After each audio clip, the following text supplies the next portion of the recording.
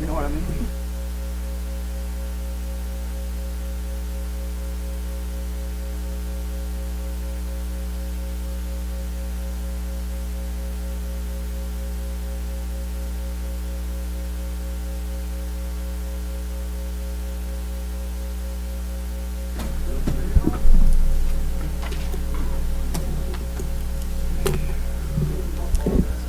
Welcome, everyone. Before we call the meeting to order, we will have a prayer by Councilman Schreiber, followed by the Pledge of Allegiance. Our Father, we thank you for the blessings you grant us each day. We ask that you guide us with the wisdom and the decisions we make. May we demonstrate tolerance and compassion for our fellow man. Bless all of our City of Jefferson employees and keep them safe. Grant your blessings to our citizens and your divine protection to the men and women of our armed forces. Father, we ask your special blessing for those fighting the wildfires in our western states. In your name we pray. Amen. Amen.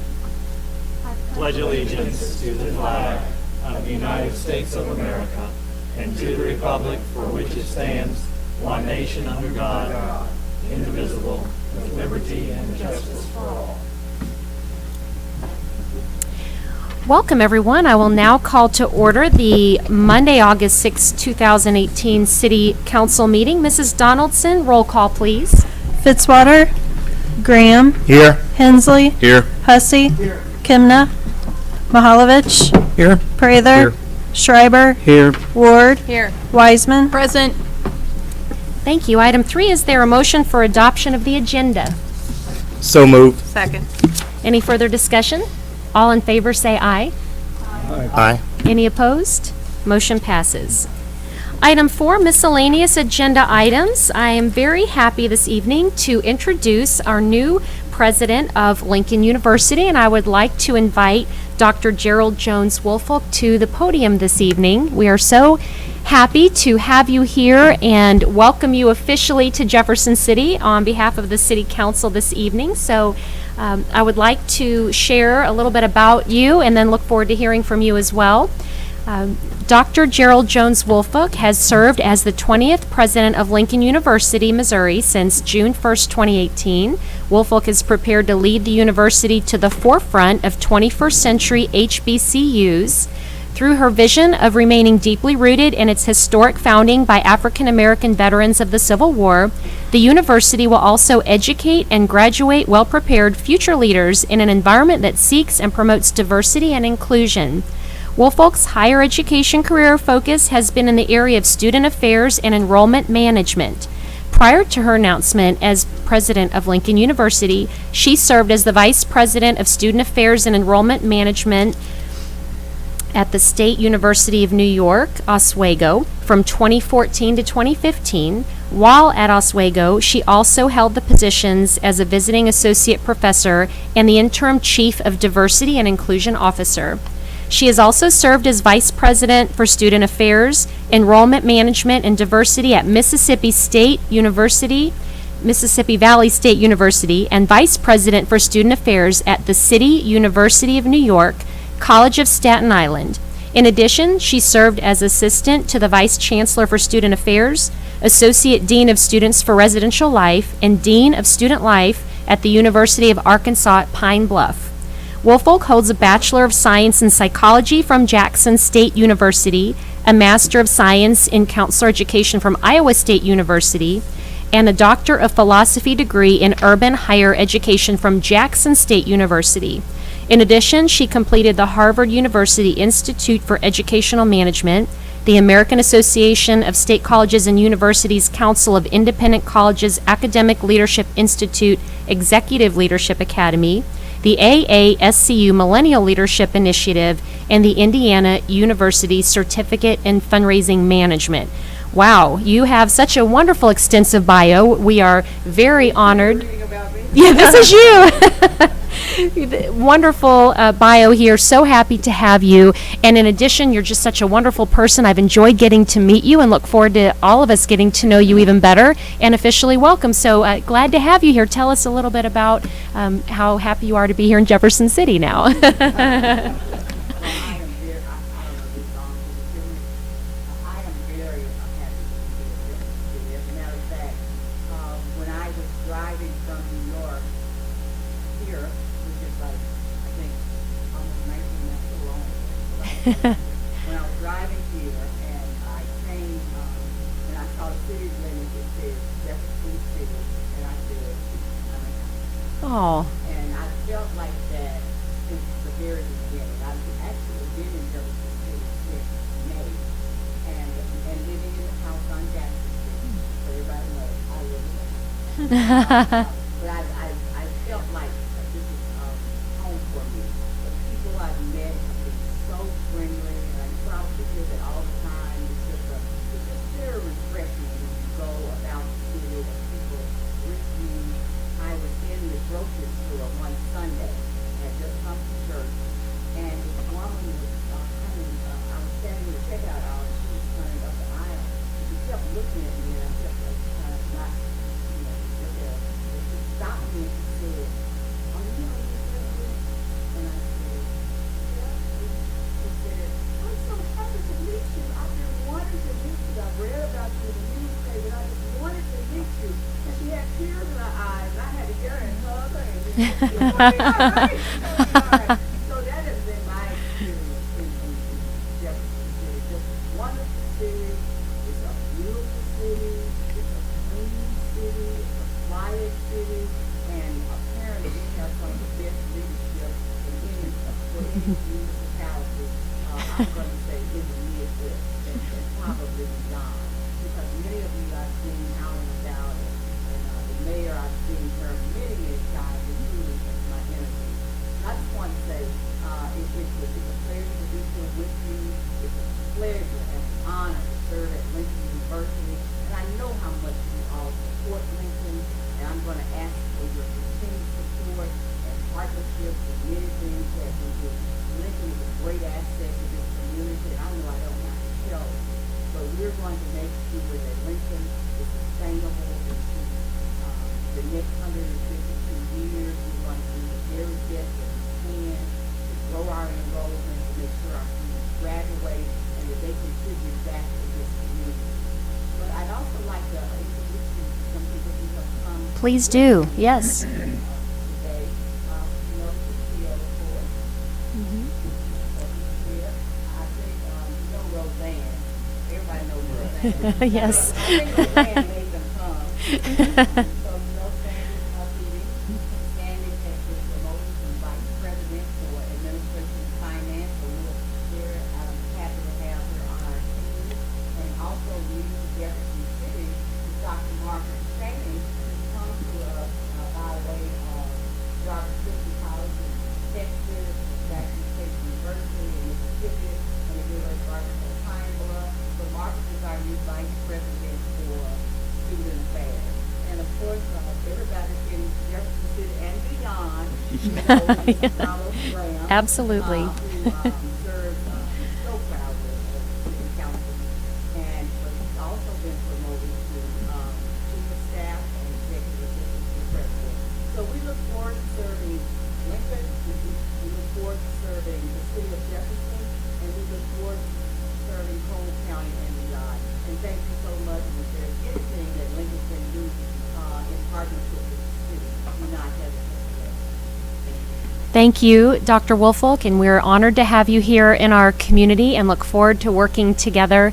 And I'm glad that you say this feels like home. It really is. And I know that something we've always encouraged people is no matter where you're from or where you went to school, that Lincoln University is our hometown university, and we all really enjoy the partnership that we share with Lincoln. So we'll look forward to working with you, and we also have a direct connection with our Lincoln University student liaison, Ms. Carolyn Wanjaro. So she attends all of our council meetings as well, and we look forward to connecting the students of the university through you as well. And so does council have any other questions for Dr. Woolfolk this evening? I must also say that Caroline also works in the president's office as well, so. Oh, fantastic. Yeah, We have some yeah. great connections here. Well, we definitely enjoy having the student connection here. Carolyn is our second student that we've had as a student liaison from Lincoln, and it's wonderful to have that direct connection to the students. This, if I did not personally give an invitation to the inauguration of the 20th president of Lincoln University, which will be on October 5th at 10 o'clock a.m. All right? Okay. At 10 o'clock a.m. And on that note, let me say, let's go Blue Tigers. Let's go Blue Tigers. Thank you. And before you leave, I'd love to get a picture here too. And a couple quick things, and I'm sure Carolyn will go over it too, but while you're here is a casino night for Lincoln University is this Saturday that I'm sure Carolyn will go over, but that's open to the community. It's a fundraiser for Lincoln, so we'll look forward to that as well. So I'll see you Saturday night and hopefully our community members. So I would ask if you come forward for a photo, and if you'd like to also include the others that are here, all of the ones that you introduced. And Carolyn, if you would also like to come up, and Carlos, and then if the council would come up behind us, and we'll get a group photo here and welcome you. So thank you for being here. Welcome.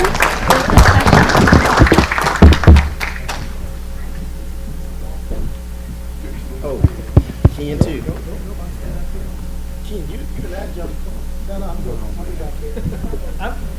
I'm beyond adjunct. Sandy take care of me. I'm part-time instructor.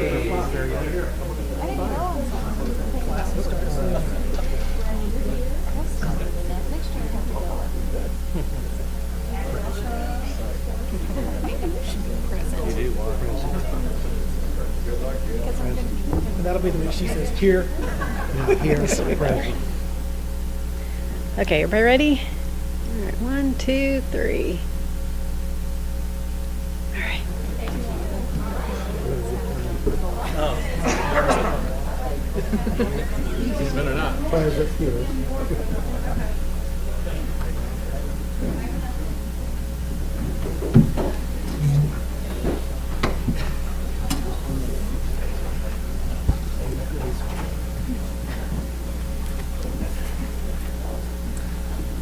All right, the next item is item B. We're going to recognize Public Works Street Department retiree, Mr. Louis Alber, from Mr. Matt Maresh. And if we can do them both at once. Sure. We've got Eddie Bates here as well. We sure would like to welcome both of them. And Mr. Eddie Bates. I know they don't want to, but I'm going to make them. Come on. I can't make one of them. He doesn't work for me. Well, he's retired. No, hey, we want to appreciate them coming, and so we can recognize them. I think they've been really important to the city, and I just want to congratulate both of them on their retirements and starting their new chapter of their lives, and very well-deserved retirements. But I just had a couple quick things, and Britt's got some individual comments about each one. But I've been really fortunate. They were both working here when I started, and they're really two great, capable individuals. And not only I should be fortunate, but the citizens for having these guys running our street department and our construction crews at the street department. But if it was street or stormwater related and we addressed it, these are the two individuals actually responsible for getting the work done and organizing the crews, and they have a lot of help in their crews, but it takes good leadership, and so we appreciate them for that, and I appreciate them for that. They did big and small things. You might hear of people, when it's snowing, when they come out and they're the guys who organize the crews and get it going, or ice events or asphalt overlay projects. Those are the biggies. But actually the president just reminded me of something that I remember Louis telling me one time, long time ago, is that we want our city looking good and clean, and that's one of his jobs. So it was funny, I'd get in a truck with either one of these guys on many occasions, some project going on across town, and as we're driving there, they're constantly, I'll be talking to them about something, they'd be picking up the mic and, hey, we got a sign that's crooked, or we got a pothole here, and about 15 different things as we just drove across town. Every time they were always doing this. So they're not only the big projects, but also looking for those small things that really make the city look like it does, and really a nice city. So, so I just wanted to congratulate them on that. And like I said, Britt has got some individual comments, but we're hiring good people to replace them. But you're going to lose a lot of history, and they're retiring within 1 month of each other. Louis already retired, and Eddie's tomorrow. 2 days. Excuse me. As Matt said, I appreciate the opportunity to talk about these two fine men standing next to me. Lou Alber began his employment with the city right after high school, working with our wastewater division. After a little more than 4 years, he decided to move on to the private sector and went on to a very successful career with a local construction company and worked mainly on the interstate system. Fortunately for us, Lou returned to the city approximately 22 years ago when he accepted the position of street supervisor, where he oversaw the work of much of the construction and maintenance work going on for the street division. After a few years, he was promoted to the position of street superintendent, now known as the street manager, and served in that capacity until July, last month. During his time as lead for the street department, Lou has worked on a lot of areas, but one of his favorite projects was the annual street overlay program. He said once, "I like the mill and overlay program. When you start out, you have a very rough street, but in a relatively short period of time, it turns out smooth and nice." Lou always has been an exemplary employee. He is a past recipient of the yearly Employee Service Award. That award recognizes his exemplary leadership and work in all areas of his responsibility at the street department, not the least of which was his efforts in leading the city's snow and ice removal efforts. He was asked once what he was the most proud of, and he replied, "How dedicated the snow drivers are to clearing the roads for the public." During his retirement, you'll probably find Lou on his farm up in North Missouri, or helping a neighbor pour concrete, but likely you will find his grandkids close by. Now, Eddie Bates. Eddie started working for the city as summer help. I guess it would have been in 1974. 1974. He worked 2 years as a seasonal part-time employee mowing grass for what was then known as the health department. In May of '76, by motion of the city council, not everybody can say that, Eddie was transferred to full-time employment with the street division as a maintenance worker. And he was 20 years old at the time. Since that time, Eddie worked in all areas of the street department, holding various titles, but in 2003, he was promoted to the position of street supervisor. In this capacity, Eddie has overseen much of the maintenance work of the various crews that he supervised. Eddie is a past recipient as well of the yearly Employee Service Award. The award recognized his dedication to the citizens demonstrated by his long years of service and dedication to getting the job done right. When asked what he likes to do most about his job, he says, helping people. And he has done that a lot over the years. For the past 15 years at least, Eddie has been the voice of the street department and handled numerous calls for service from the public. Everyone who calls is treated with respect and a desire to meet their needs to the best of our ability. Eddie is also known for his almost encyclopedic memory of the history of the street division. With over 42 years, that's 42 plus years, as he likes to say, of service, an incredible memory, and a filing system you wouldn't believe, if you ever wondered why something is the way it is, he is the first person to ask. Upon retirement, you'll probably find Eddie on his Harley somewhere, is what I suspect. On a personal note, it has been my pleasure to work with both of these fine men during the past 15 years of my service with the Public Works Department. During that time, I've received countless compliments about the quality of work done by our great staff, especially as it relates to snow removal. And I'm here to tell you that these two men are one of the reasons why that is the case. Well, as they leave, they're leaving with 64 years of experience, and we will greatly miss them. But we're fortunate to have the people that they've trained to take their place, and we're looking forward to it. And I've been regretting this day for a long time because they make me look good, and I appreciate it, and that's a lot of job. Thank you. And with that, Thank you both, and on behalf of the City of Jefferson, We sincerely thank you both for your many years of wonderful, exceptional service. And it's really amazing to think of what a positive impact you've had on all of our lives here and making things better for our community. I loved hearing what your favorite things were. It just, you can tell the passion and enthusiasm that you have for the city, for the streets, for everything about your job. So we sincerely appreciate it, and we thank you and wish you all the very best in retirement. We will miss you. So at this time, I'd like to make a presentation, and then we'll have maybe Gail take some photos. And then if council wants to come up here, we'll also have some pictures together. Make sure Britt has your phone number, right? He's got our number. 3 o'clock in the morning.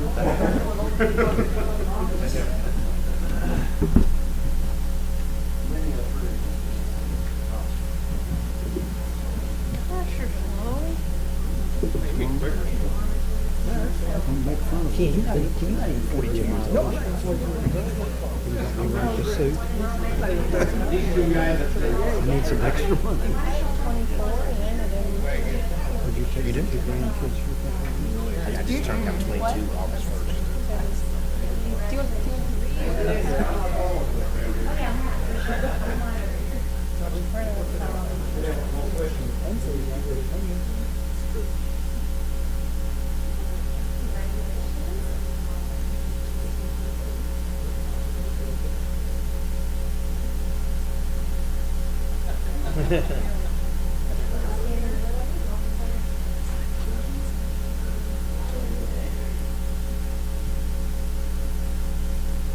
Okay, ready? 1, 2, 3.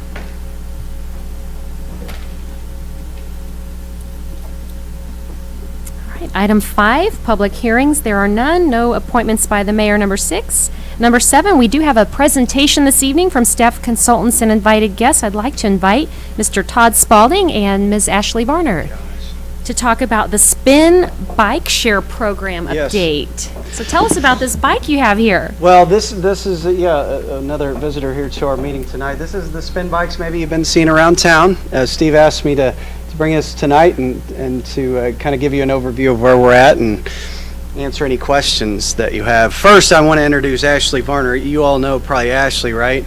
Ashley was the integral part of this to bring bike share to Jefferson City, and I think it was no small task, and I can't thank her enough for the work that she did. It was greatly appreciated. So we went out for a national search for a bike share program, and Spin scored the best out of San Francisco.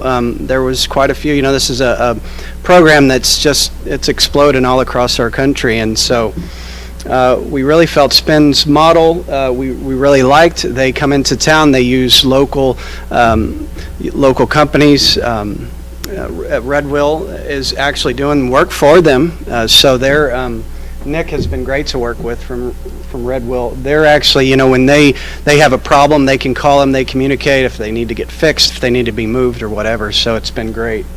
So if you don't have, Ashley, you want to do the whole program of how you get on one? I mean, you know, sure, not on get your on. cell phone. Yeah, so on your cell phone, there's an app called Spin, right? Go ahead. Yep.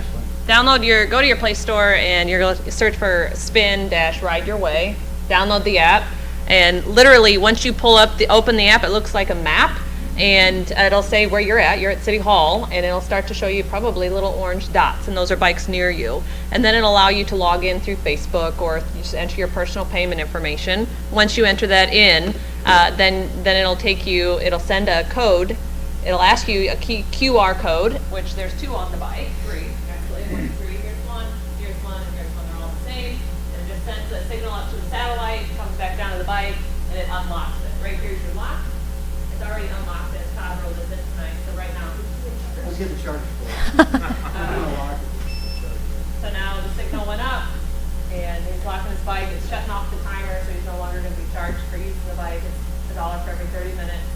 And so it's really that simple, guys. Yes. It's really that simple. you haven't ridden a bike, it really is like the old saying, it's just like riding your bike. You just get on and you just, your body just knows how to do it. So I encourage you all to do so. Does it have a bell on it? It does have a bell.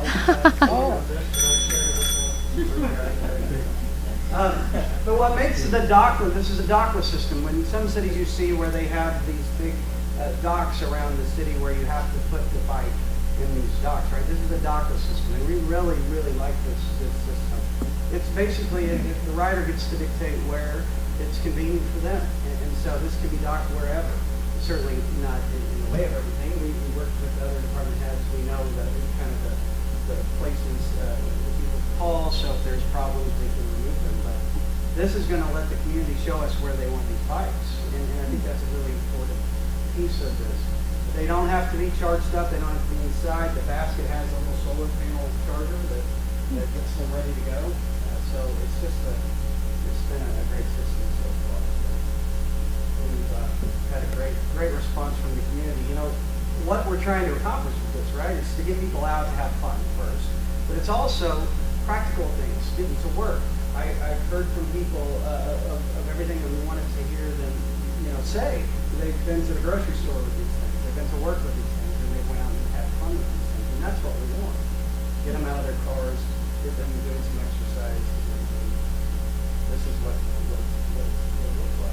75 bikes are on the ground so far, and we have more that are coming. We're looking at electric scooters, which is a huge thing around the country right now, and some other things. So this will grow as our community wants it to. Great.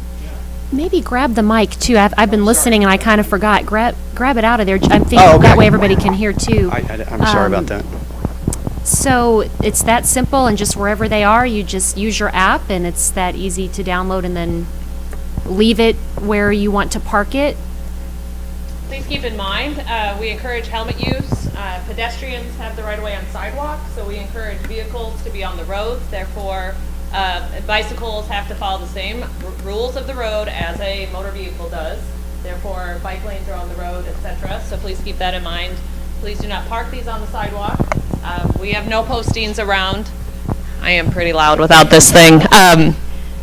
Again, just encourage you to use the road versus the sidewalk, and then to park them in appropriate areas, which is not on the sidewalk, and it's on green space or other areas where bike racks. And so we've worked really hard to create the infrastructure that's appropriate for more and more cyclists here in Jefferson City. So you're going to see a pretty large amount of bike racks around town, and we're working to always increase that. One other benefit that I do want to mention for the city is that when we, on a monthly basis, we will get data reports. How many users, where they're going. It's going to create a heat map, essentially.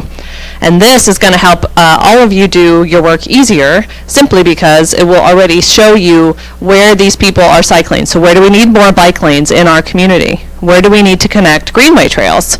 All of those things. It's just going to be a really neat way to continue to flourish that culture of cycling here and support them.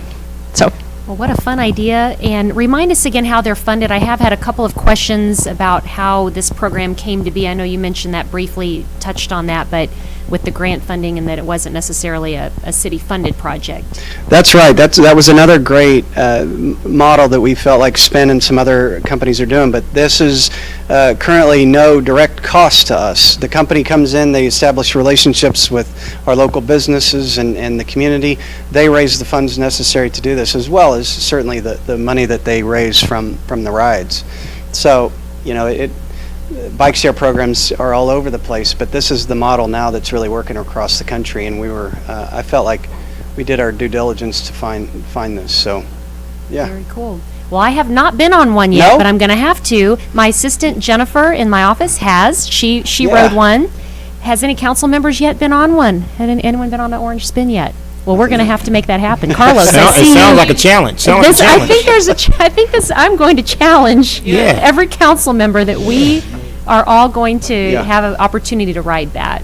Yes. Don't forget, it's on Mayor Turgeon she is going to lead us. It's going to be a mayor-led bicycle race in conjunction with the Oktoberfest happening on October 7th. Yes, with Porch Fest. Porch Fest, yes. So I have committed to the mayor's bike ride. That sounds like a challenge there too, so, but I'm very much excited about it. And I said, I don't have a bike, and Ashley said, well, no problem, we have Yep. bikes right here now for Got it. you.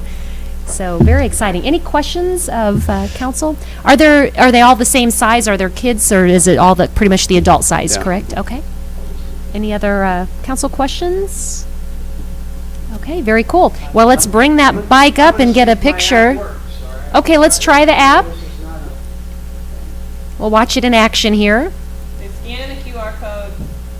It says unlocking. Oh, there it unlocked. Well, bring it on forward so we can get a picture. And so, You know that. so does council want to come up here and get the picture, or behind, or however? Come on up and let's get a picture with this bike. Good one there, Ray. Come on.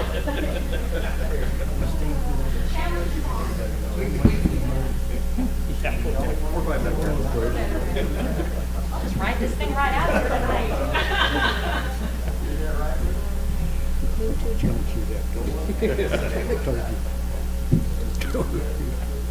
Pretty nice, pretty nice. I like that.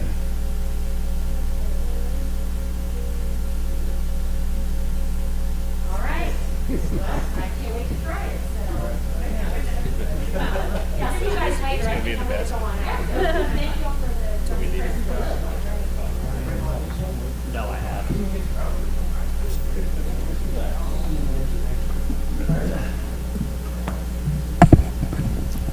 Hey, Todd, as soon as you get to motorize them, then let me know. I'm going to race somebody.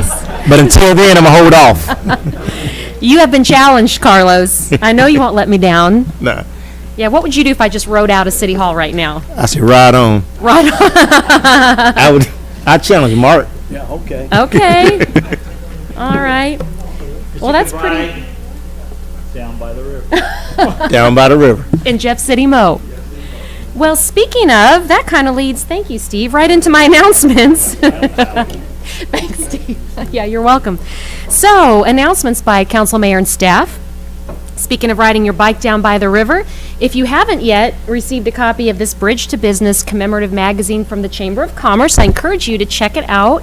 There is some pictures and information about the proposed bicentennial bridge that we've been talking about over the years that would go over the railroad tracks at the Capitol down to the riverfront.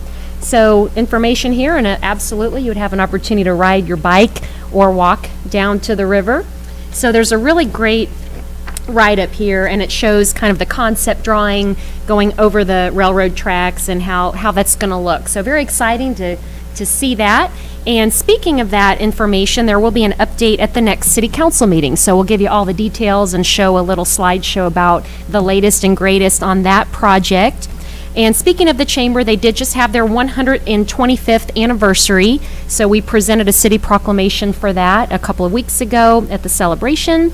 And the chamber came together 125 years ago. We presented it here as well, but to build the first bridge across the river at Bolivar. So imagine what a feat that was to get across the bridge, and now here we are thinking about another bridge. So very exciting, but it's a great magazine.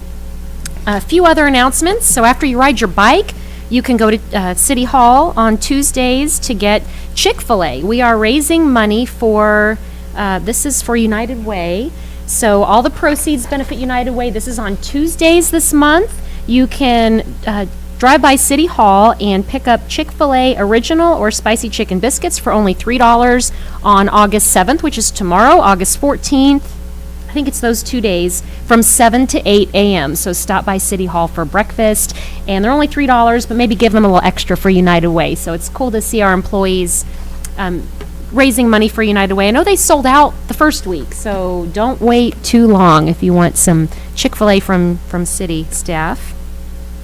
A few other announcements I wanted to make is I've been on vacation, so while I was gone, I want to thank Pro Tem Ken Hussey for filling in, Councilman Hussey there. We had a grand opening at the Walmart on Stadium, so Ken was there and gave a presentation on behalf of the city, so appreciate you being there. Is there anything you want to add about that event?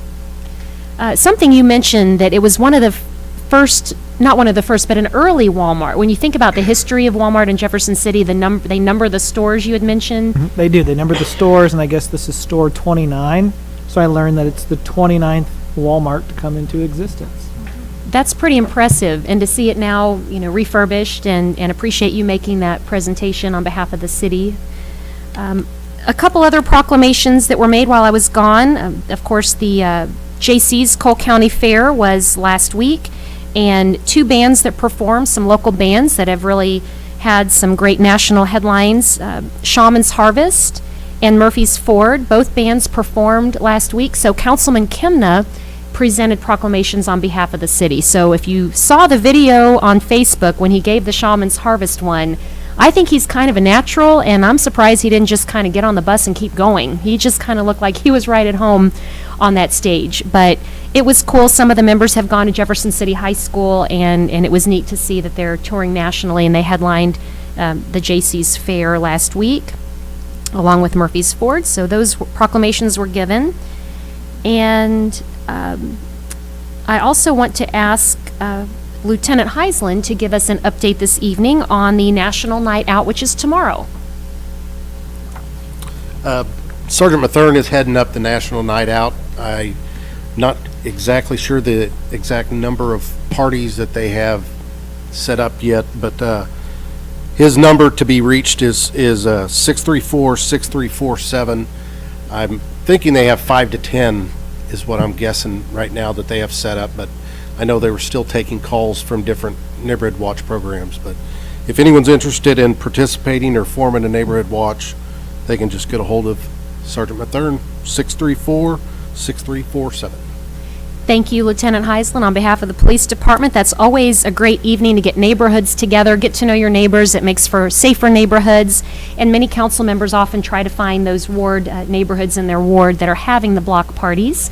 So tomorrow, of course, is Election Day, so remind everybody to vote, and then in the evening after they vote, they can find the block party and get to connect with the neighbors. So my last announcement is that Election Day is tomorrow, encouraging everyone to vote. There is Proposition L, which is to level the playing field, which is also on tomorrow's ballot, and want to encourage everybody to vote. That particular item is for the use tax, and so that's a very important election tomorrow. So just reminding everybody that the polls are open 6 a.m. to 7 p.m. tomorrow on Tuesday, August 7th. And then Councilman Hussey has an announcement for Public Works and Planning. Yes, thank you, Mayor. The Public Works and Planning Committee meeting this week has been canceled, and we will meet again at our regularly scheduled meeting in September. Thank you. Are there any other council announcements this evening? Okay, and you can get a full schedule of meetings on jeffersoncitymode.gov on our calendar. Item 9, we have our Lincoln University student representative, Ms. Wanjaro. Thank you, Madam Mayor and Council as a whole. I just have 2 announcements, and one of them I'm going to have to get back to the council on. It is about casino night. Interesting. I didn't even know that was this weekend. I think I've been too engrossed in my summer endeavors in the president's office and not having summer school that it's slowly starting to sink in. Summer is almost over and school is about to start. But as mentioned earlier, casino night is this coming Saturday, August 11th at 5:30. I don't have the information about the tickets and how much they are. I bet Carlos can get us tickets, or tell us who to get tickets from. Just call Carlos, right? Yeah, just call me. Okay. Okay. It'd be whatever the ticket price is plus my fee. So it'd be fun. Absolutely. And then the other announcement is our very own Dr. Woolfolk, President. Her inauguration is going to be on August 7th, and it starts at 10 a.m. August 5th. Yes. Ooh, see? Did she say Thank you, Carlos. October? It's October. I think she said October. Yes. I'm still. Now the 5th is. It's a Friday. Yes, October 5th. October 5th. Yes. Okay, Friday, October 5th. Friday, October 5th, then it starts at 10 a.m. Okay. And then the ball is going to be at 7. and the tickets are $25, and all proceeds go towards raising money for scholarships. And that will be all. Wonderful. And then we will also see you, I'm sure, at the Blue Tiger Fest, which is, we still have a council meeting before that, but I'll go ahead and mention it so people can get that on their calendars. It would be Wednesday, August 22nd, I believe from 6 to 8 p.m. in downtown. And I always look most forward to the ice cream sundaes that they do that night. So council is certainly invited to come downtown for Blue Tiger Fest. Well, welcome back to classes, Ms. Wanjaro. Glad to have you here, and good luck with this semester. Thank you. Any questions for Lincoln? Okay. Item 10, presentations from the gallery on specific bills. We have none signed up this evening, so we'll go to item 11, which is the consent agenda. Is there a motion to approve? Second. Any further discussion? All in favor say aye. Aye. Any opposed? Motion passes. Item 12, bills introduced 2018-28. An ordinance of the City of Jefferson, Missouri authorizing the mayor and city clerk to execute a development agreement with F&F Development, LLC, pertaining to the redevelopment of the 500 block of Missouri Boulevard. Mr. Marash? Thank you. As clerk indicated, this is a development agreement with F&F, and it's for the redevelopment of the St. Mary's property. And basically, this agreement transfers a real property to the developer in consideration of $15,000, and also it obligates them to grant us right-of-ways for extensions of greenways and sidewalks in the area. I might mention the next three bills are also related to F&F just real quickly, but those are easements and right-of-way vacations related to the St. Mary's redevelopment. So as they looked at the property, trying to clean those titles up, and so we've kind of collected them all here in one place, and this will allow that redevelopment to proceed. Okay, thank you. Any questions for Mr. Marash? Councilman Hussey? Sorry, just one. The $15,000 that F&F is paying the city, are we dedicating that towards the construction of a future greenway, or is that just kind of go into the general fund? It's just a general fund revenue, but it's for possible participation in that project. So it's the idea that money's fungible, and we can go into the account, and then we won't require them to build that because they've contributed to the financially to the construction of that particular improvement. But we're not obligated to hold on to that until that project proceeds. We can move money around if we need to. Any further questions? Okay. 2018-29. An ordinance of the City of Jefferson, Missouri vacating and discontinuing a portion of the 500 block of West Elm Street right-of-way. Mr. Marash, anything to add there? Nothing to add. That's part of the St. Mary's redevelopment. Okay. Any further questions on that?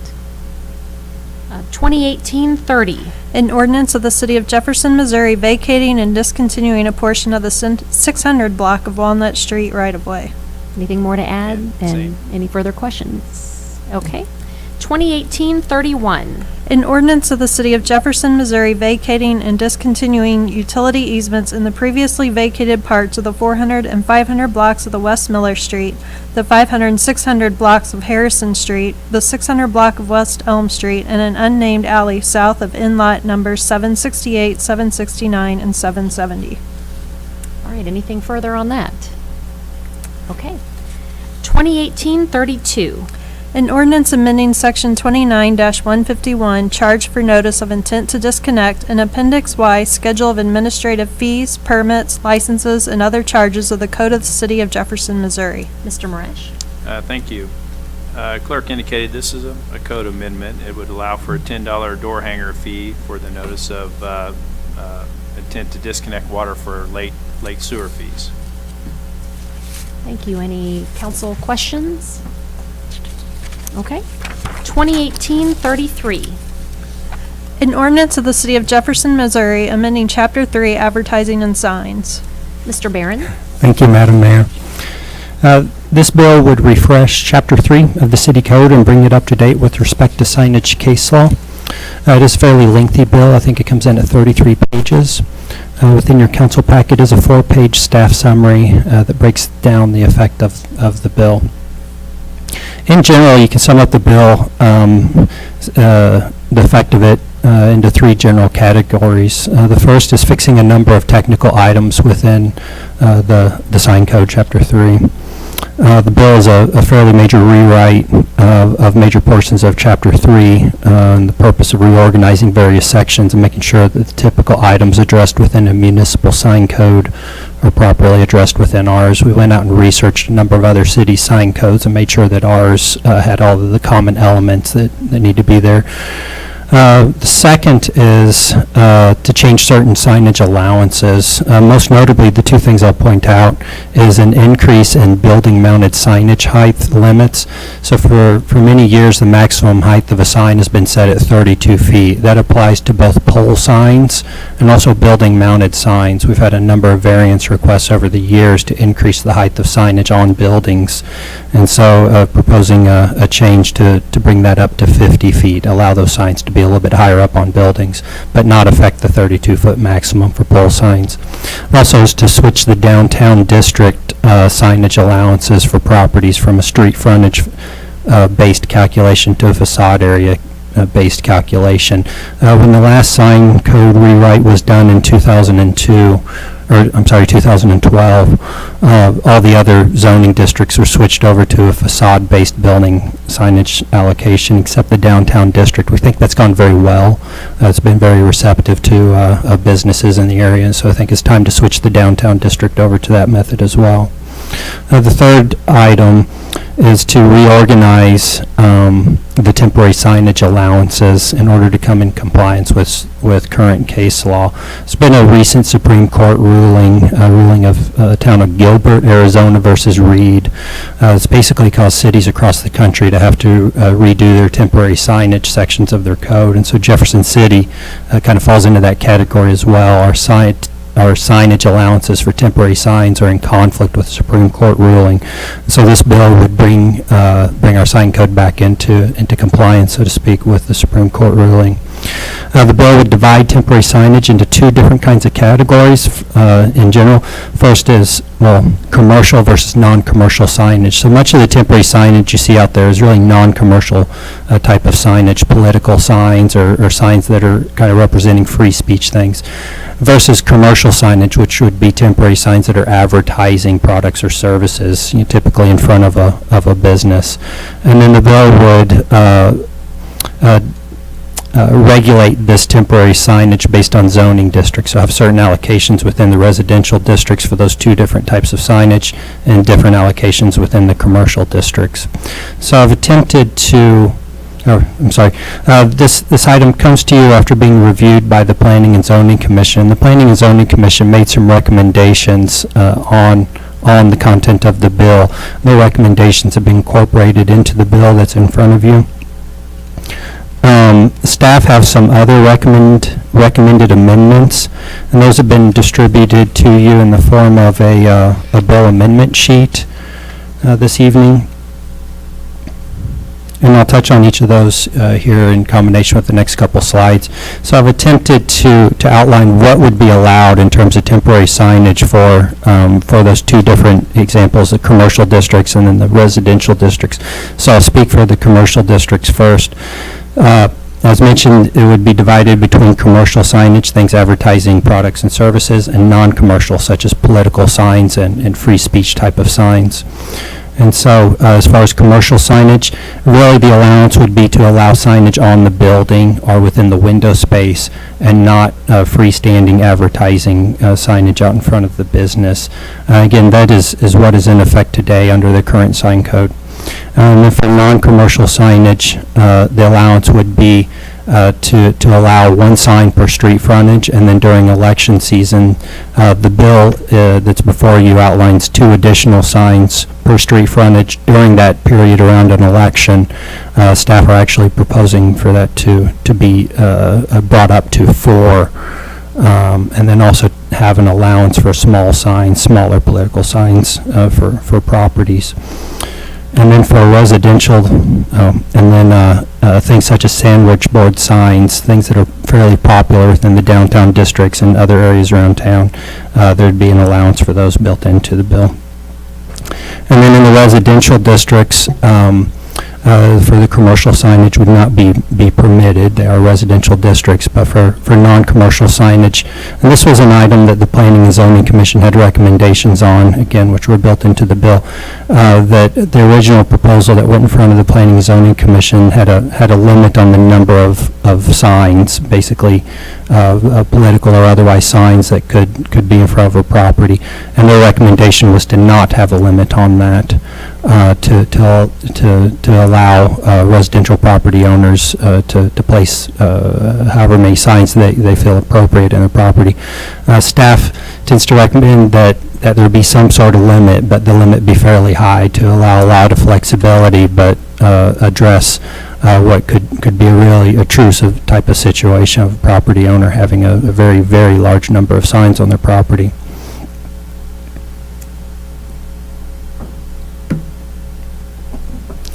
And so the bill the bill amendment sheet outlines three changes. The first was a change to from an unlimited number of signs in residential situations to a maximum of 10 per property. The second is an increase in the number of political signs during political seasons to 4 per street frontage, so basically allowing commercial properties to have a larger number during the political seasons. And then the third is actually a removal of setback requirements. The Planning and Zoning Commission recommended removing setback. There's an idea of having a setback requirement from signs to make sure they're not encroaching on the curb of a street, and basically removing that altogether for both commercial and residential districts from the code. Basically, it's a very long explanation of saying that what we tried to do, and we have the benefit of this being a political season right now, but going out and looking at the number of signs that are on display in the community right now and trying to set the numbers that are being proposed with this bill amendment to a level that is already out there today, and with the goal of allowing, what I think people are expecting, something, the level of signage that is out there today, but making sure that there's protection in place in case there's anything truly obtrusive, a very large number of signs that a property owner might place. This bill was recommended for approval by the Planning and Zoning Commission, again with the amendments that I referenced, but at their meeting of July 12th, scheduled for a public hearing at the August 20th council meeting. If the changes that are outlined on the sheet and that I've presented are appropriate, staff would appreciate a direction by either the sponsor or the council to incorporate those changes into a substitute bill so that we can put it on in the packet and have it ready for the next meeting. Thank you. So before we do some questions and deliberation, I'll ask if there is a motion to amend the bill with this substitute.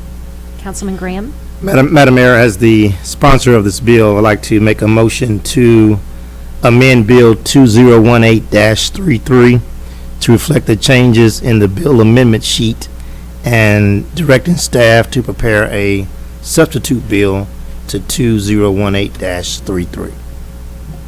Is there a second? Wonderful. Any further discussion on the amendment? Councilman Hussey? Just for clarity's sake, Mr. Barron, I'm reading the notes regarding the cap of 10 signs. And so the original draft that came to us at Public Works and Planning talked about a cap of, was it 2 plus an additional 2? P&Z feedback was no cap, and we're talking about a 10 kind of being a compromise. Was the tenor of the discussion related at P&Z, was it really about a higher cap, or was it more about we shouldn't be in the business of restricting how many signs somebody has in their yard, period, regardless of that number? Well, I'd hate to try to speak for the Planning and Zoning Commission as a whole, and I think each of the members probably have different thoughts on that topic. I mean, I think in general they were a little reluctant to have literally an unlimited number, but trying to nail down a number on such a lengthy bill and just one item with it can be a little bit difficult in a public hearing setting. So there's that. 10 really is just kind of a a number that seems kind of appropriate from a staff level. I think if you look out there, you could probably find a few properties right now that have, close to 10 signs on it, and they probably stand out a little bit as having quite a few, depending on how you feel on signage. But I think the general desire is that there needs to be something, but in general, try not to be in the business of that too heavily. Yeah, and I would say I don't necessarily have a concern. There's just if the fundamental basis of the opinion of P&Z or those members is to not cap, period, because they don't want to restrict it, then that's different than sort of trying to reach a compromise number. And so there could be, P&Z might look at 10 and even say, nope, we don't, members might say we don't agree with that. So I'm just trying to navigate that to see if we're moving ourselves to a higher cap to sort of, in the opinion, to sort of appease maybe P&Z and their recommendations, when in fact placing a number there to begin with will not appease or please or satisfy their concerns about capping in that regard. Again, I don't have a problem moving forward with the amendment as proposed. I just would advise council, I think, here that some of the feedback that I've seen on social media regarding this, and some comments, even I think emails or whatever, has been, you shouldn't cap how many signs I can have in my yard, period. It's my property, free speech, these sorts of things. And so, again, 10 sounds like a reasonable number, but it may be that any number is unreasonable to somebody who holds the opinion that there should not be a cap, period. So that's what I was trying to gather from the planning and zoning conversation. All right, are there any further questions? So we have a motion and second to amend the bill to accept these amendments. So at this time, we'll take a roll call on accepting the amendment. Graham, Aye.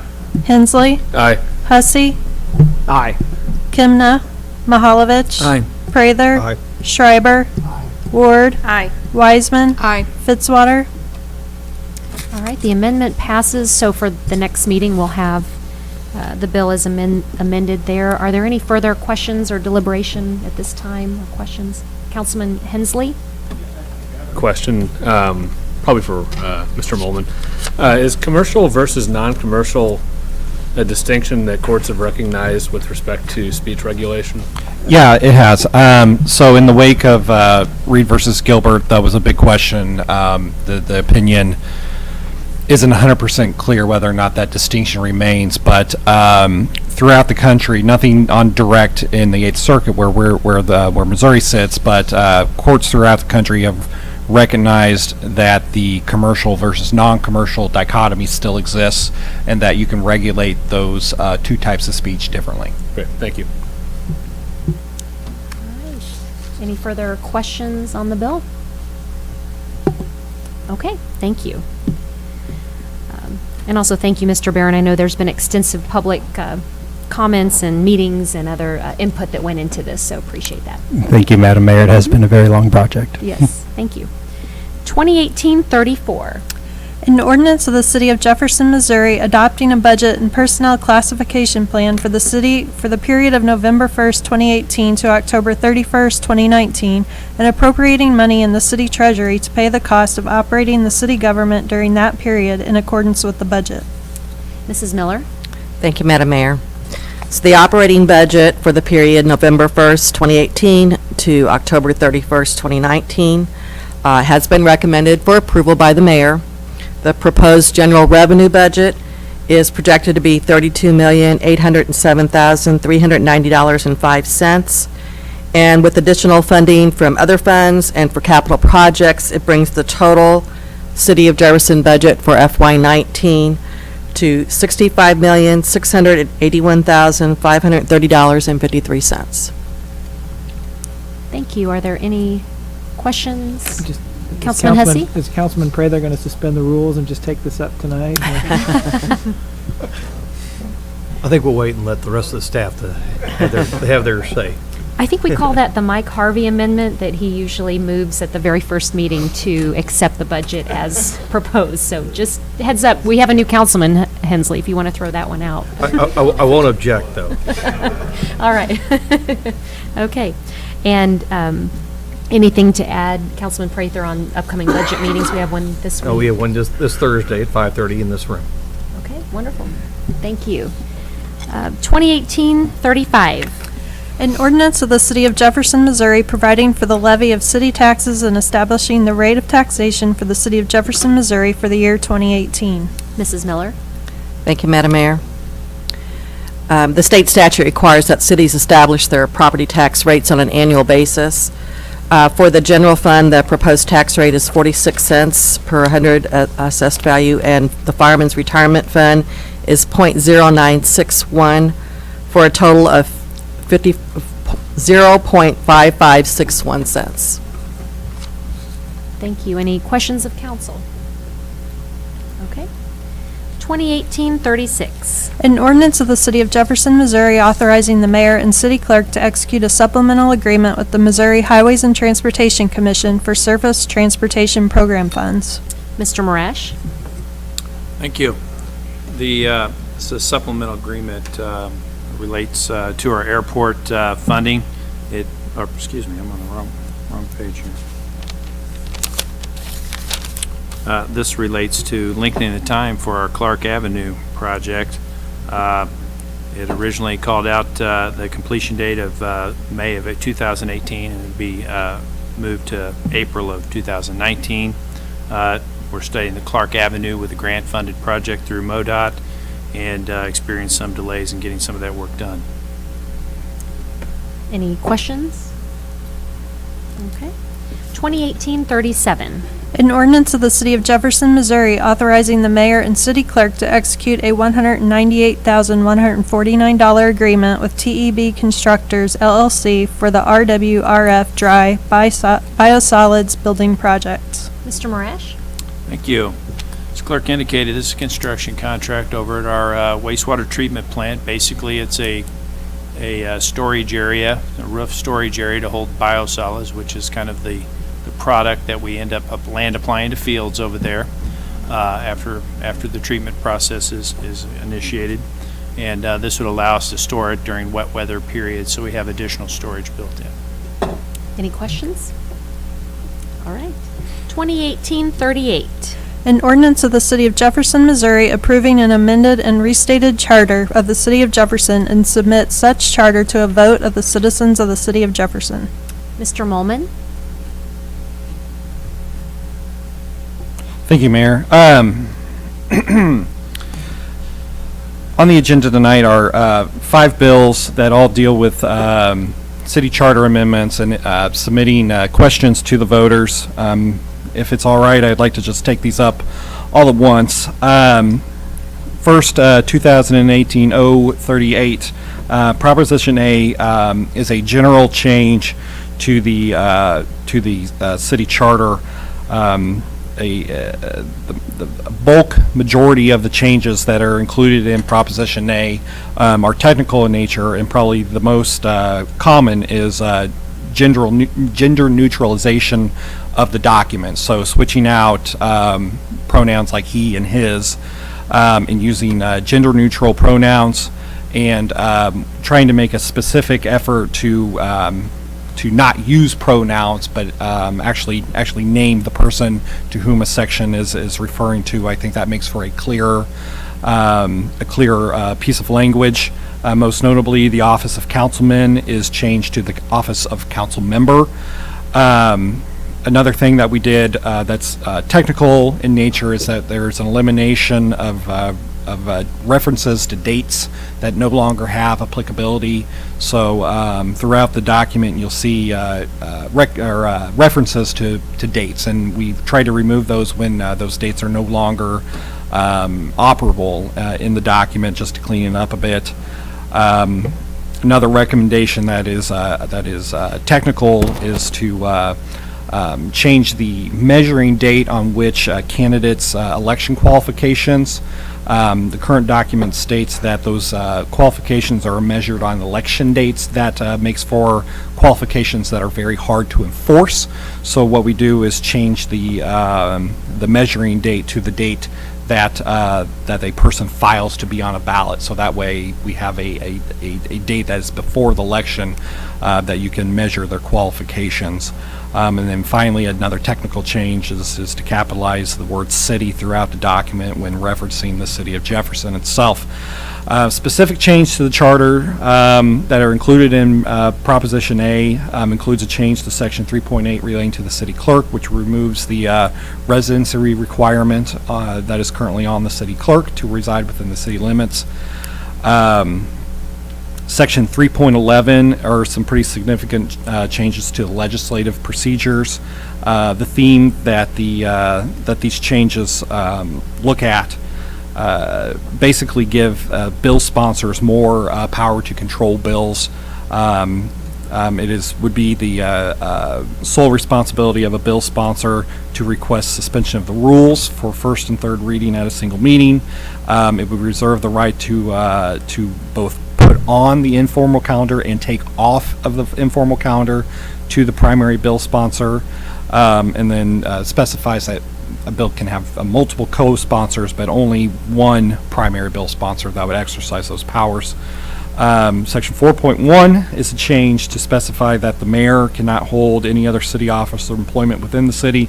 This is the same as current Section 3.5A, which relates to council members. So there's matching up the rules for other city employment with the mayor and the council members. Section 4.1D is another subsection relating to removal of the mayor. This language mirrors the language for removal of council members, with the exception that it would take a 4/5 majority vote to remove the mayor. Section 4.4 adds subsection 11 to the powers of the mayor, which provides that the mayor has the authority to remove members of committees, boards, or commissions for misconduct or neglect of duty with the consent of the council. You'll find similar language spread out throughout both the charter and throughout the ordinances. This is kind of a centralization, clarification of this power. Section 5.1 relates to the city administrator and clarifies that the city administrator's entire compensation, not just the salary, must be approved by the mayor and a majority of the city council, or by 2/3 majority of the city council. Section 5.2, I think, can be considered technical changes to clarify existing powers of the city administrator. Amendments to Section 3.6 specify that the police personnel board would forward its list of eligible candidates to the city administrator, not the mayor. And I actually want to go back on this one. This document's its history is a little complicated, and I think this may be a recommended change that has already been made in a previous election, so that may require taking this out of the current bill. I just need to look into that a little bit further. And then Section 12.9, another technical change really that relates to calculation of time. Right now our rules are pretty opaque, and the time deadlines on how you calculate time differs on how far the deadline is out. That is a fairly complicated way to calculate time. So this simplifies it. Basically says whatever the deadline states, it should state either business days or calendar days, and if it doesn't state, then there's a default rule of calendar days, and so that would equally apply to all deadlines throughout the code and any documents that the city has. And then finally, changes to Section 3.5 specify that all current elected and appointed officials would continue to hold their office after charter amendments take place until the end of their term. This is a grandfathering clause that would apply to office holders who may no longer possess all qualifications for their office after a new charter goes into place. And in other words, no current office holder would lose their current office because of the charter changes. They would be able to serve out their full term. So that is Proposition A. Proposition B relates to mayor and city council term limits. So currently what the city has are lifetime term limits that limit the amount of service that a person may serve in either the office of council member or mayor to 8 years. So this proposed change removes a lifetime term limit and replaces it with a single-term waiting period. So how that operates, so a person can serve 4 consecutive 2-year terms as a council member, and then would then be ineligible to run again until another full 2-year council member term has run. So the idea is to create breaks in service and not have a permanent incumbent, to allow other people to run for office, but not impose a lifetime ban on service. Someone that may serve as city council member for a full 8 terms, very young in their career, leave for quite a while. Now that person would not be able to run again. With this change, a person after sitting out the waiting period could run again, so it would eliminate a lifetime ban. Same rule for the mayor, except that it would be 2 terms, 2 4-year terms, and then requiring that a person who serves 2 consecutive terms as mayor sit out a full 4-year mayoral term before running for mayor again. So once again, the idea of preventing a perpetual incumbent and requiring that new people run for office and hold office. Proposition C relates to the office of city prosecutor. Currently, the office of city prosecutor is an elected office. This proposed amendment would change it to a appointed office utilizing an independent selection committee. The selection committee would consist of 2 members appointed by the executive committee of the Cole County Bar Association and 1 member appointed by the mayor. This committee would appoint its nominees to the city council for approval, and once approved, the city prosecutor would serve for a 4-year term. As the position is appointed and not elected, the residency requirement is removed. Vacancies would be filled in the same manner as original appointment, meaning that there's no partial terms. If someone were to leave office, and then the selection committee would be called on to make a nomination, and then if approved, that person would have a full 4-year office, and we wouldn't mess around with having partial terms. The amendment also adds provisions for removal of the city prosecutor for causes listed upon a 2/3 vote of the city council. Proposition D relates to conflicts of interest. Currently, section 12.1 is entitled Personal Financial Conflicts. This recommendation would change this title to Conflicts and Interests, and then add a new subsection D, which prohibits city officials and employees from voting or acting on contracts with other political subdivisions or nonprofits where the city official or employee sits on the governing body of the political subdivision or nonprofit with whom the city is doing business. The prohibition does not apply where the city official or employee is sitting on the outside political subdivision or nonprofit in their capacity as a city official employee. So what this does, it recognizes that there could be situations where there's a conflict of interest, but does not necessarily entail a financial conflict of interest, but rather a situation where a person is serving on the governing body of another political subdivision or a nonprofit board. Proposition E amends section 12.2 in 2 significant ways. Section 12.2 is entitled Prohibitions. The first amendment would add a new subsection C, which would prohibit former council members and mayors from accepting compensated appointed positions within the city until at least 2 years have passed since leaving office. And then new subsection 12.2D would prohibit council members, the mayor, the city administrator, city clerk, departmental directors, and members of the Parks and Recreation Commission from also serving as publicly elected governing body members of other political subdivisions in statewide elective office or in the Missouri General Assembly during their office and term. Similar to 12.1, the prohibition does not apply where the city office holder is serving on the outside political subdivision governing body in their capacity as a city office holder. So those are the amendments.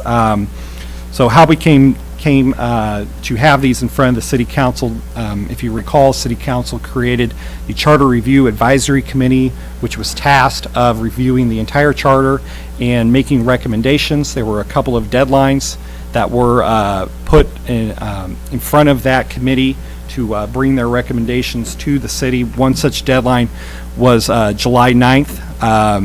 The committee submitted these recommendations to the city clerk and forwarded on to the City Council by that July 9th deadline. These ordinance would place these ballot measures on the November 2018 general election, which is, I believe, November the 7th, I believe. 6th, sorry. So if there's any questions, I would be happy to help out. Thank you, Mr. Molman. Councilman Hussey, and I appreciate you and Councilman Fitzwater serving as the liaisons to this committee. As you can tell, there's extensive work that's been done. Councilman Hussey. Thank you, Mayor, and I would also recognize Councilman Hensley, who I attended most of those meetings as well, and Ryan and Megan from his office, who diligently track the progress of this committee and tried to make sense of times of the conversation of the committee. I know nobody from the committee is here present this evening, but I would just commend them for their work. It's not just meetings where they're meeting in person to discuss, but the individuals that served on this certainly took time to review the charter in great detail.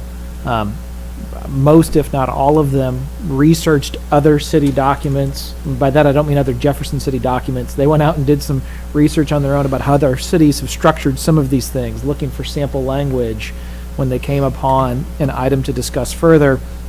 And the conversation at times in these meetings was fascinating, the level of detail and depth they would get into, and the back and forth on what might seem very into the weeds to the general public, but word choice and language choice can have a great impact on how something is interpreted and certainly what it means. And I think they did their best to present changes they felt like were in the best interest of the city at this time. Some of it clarifying, some of it making substantive change.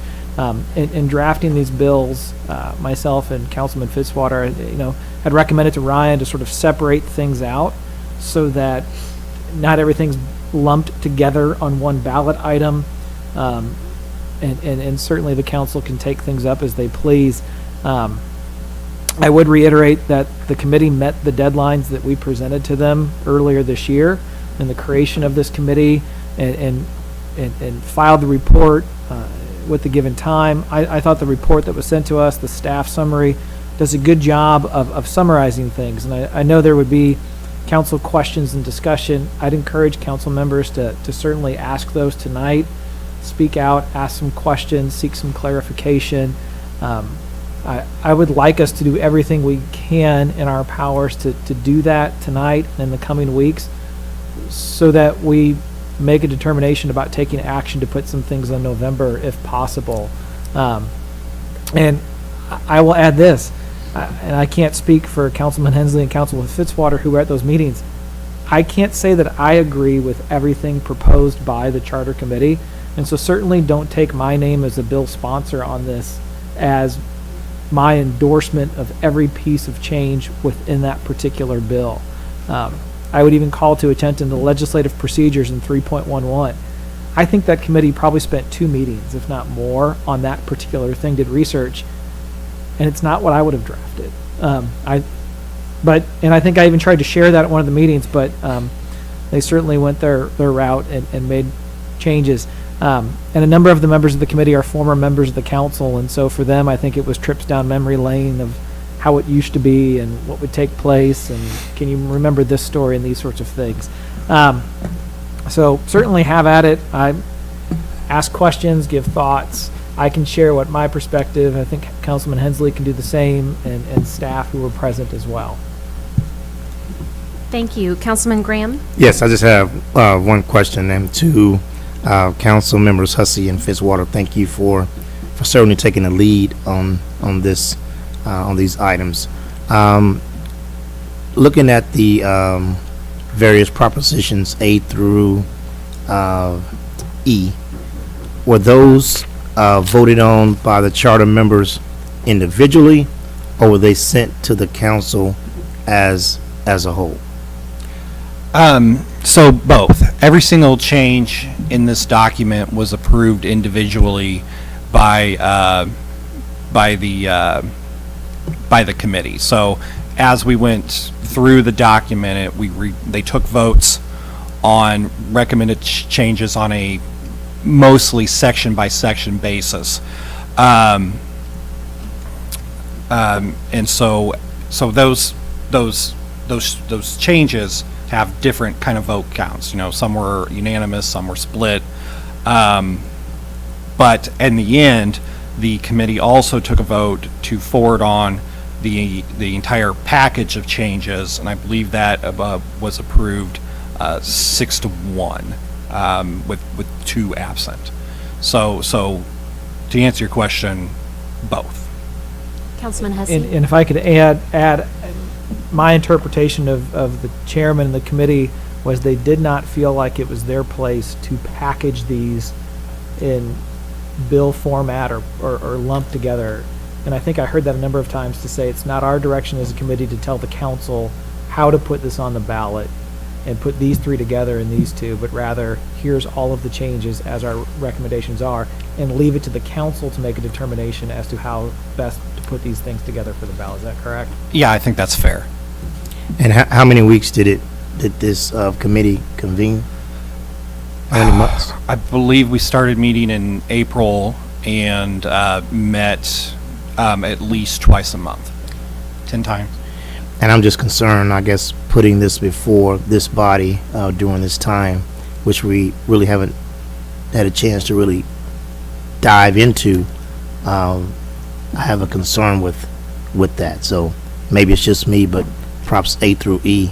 I would hope that we would spend some more time talking about these individually, other than just a brief moment and then passing it on to be voted on. That's just me. Councilman Hussey? I appreciate the perspective. I would reiterate that the final report from the committee, as required by resolution, was presented to the council second week of July. And so we've had the recommended changes. Now, they haven't been in bill format as presented this way. And so I would just say that there has been time for all of us to review those things, and we have time over the next 2 weeks. If people have questions, that's fine.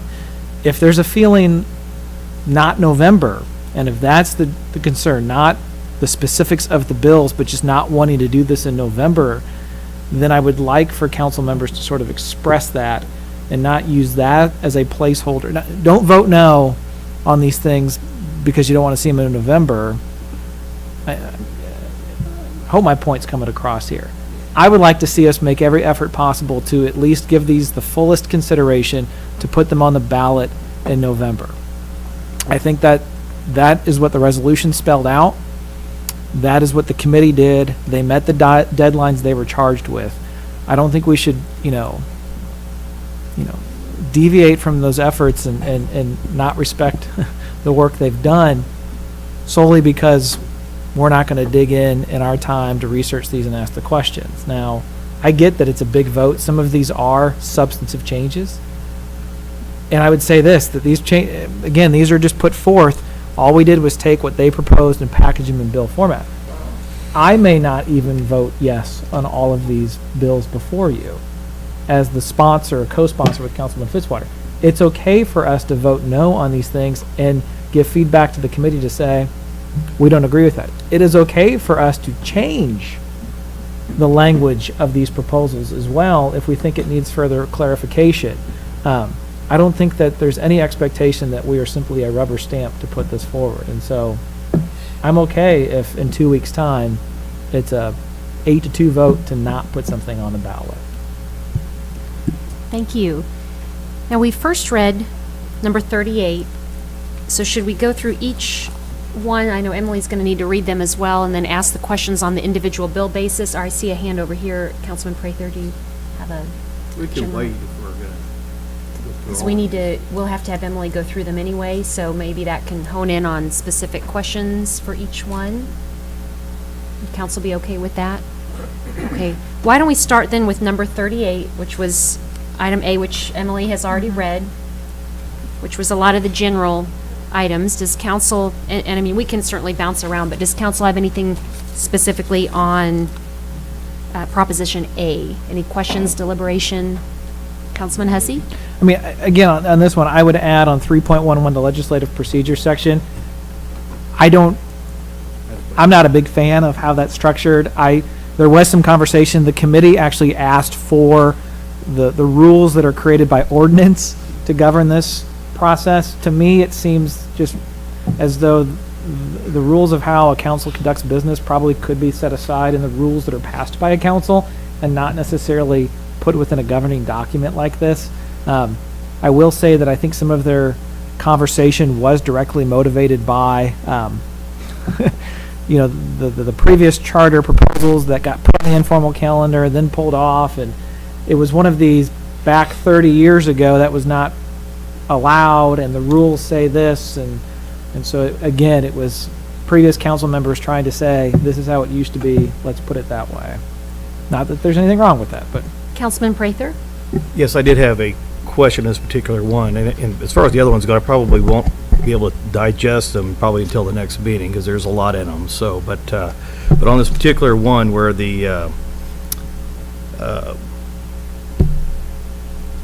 sponsor would be the only one to be able to take it off the informal calendar, my question would be is, if it's something that's timely, I'll just, throughout the budget, for example, and it's put on the informal calendar, and it's my intention to take it off once we discuss the last meeting, and I'm not able to attend that meeting because I'm sick or whatever, does it just die? I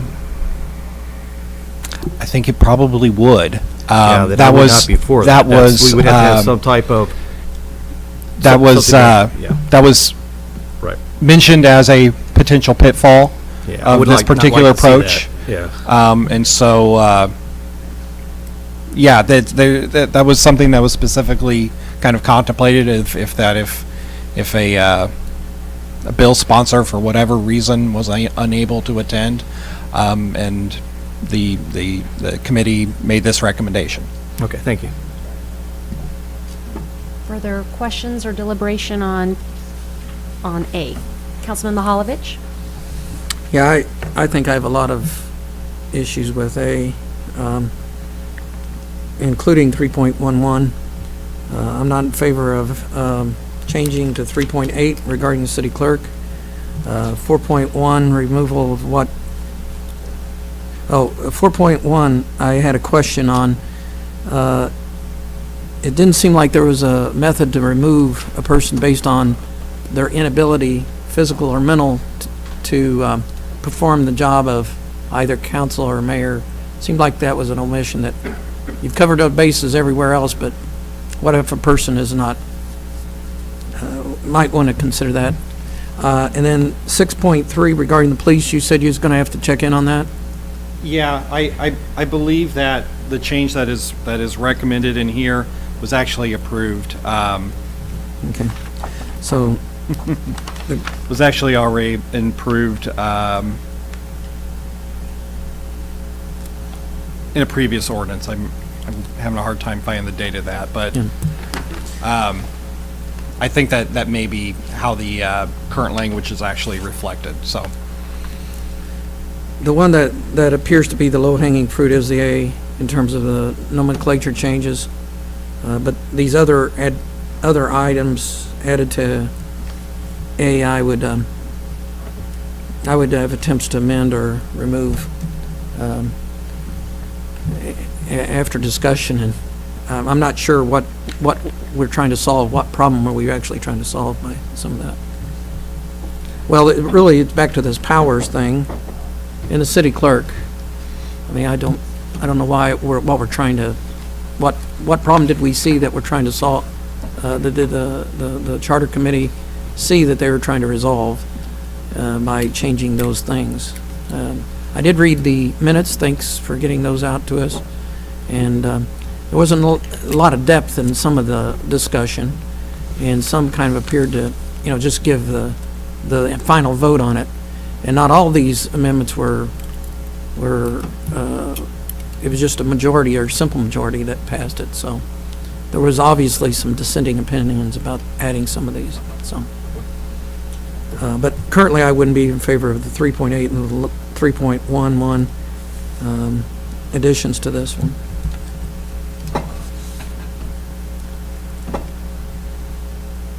Further questions or deliberation on A? Okay, why don't we move to 2018-39? An ordinance of the City of Jefferson, Missouri, submitting an amendment to the Charter of the City of Jefferson relating to term limits on the offices of council member and mayor to a vote of the citizens of the City of Jefferson. Any council questions, deliberation on B? Councilman Mahalovich? Just one question. Maybe I didn't read this clear enough. What happens if, is it, you can, as a council member, say, you finish your 8 years, 4 terms, and then you wait and then you do the same thing over and over again? In theory, you could do that.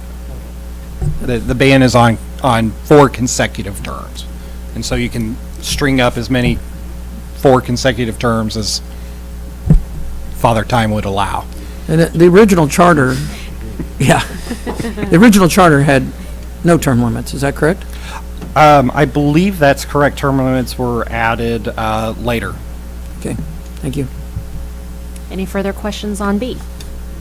Okay, 2018-40.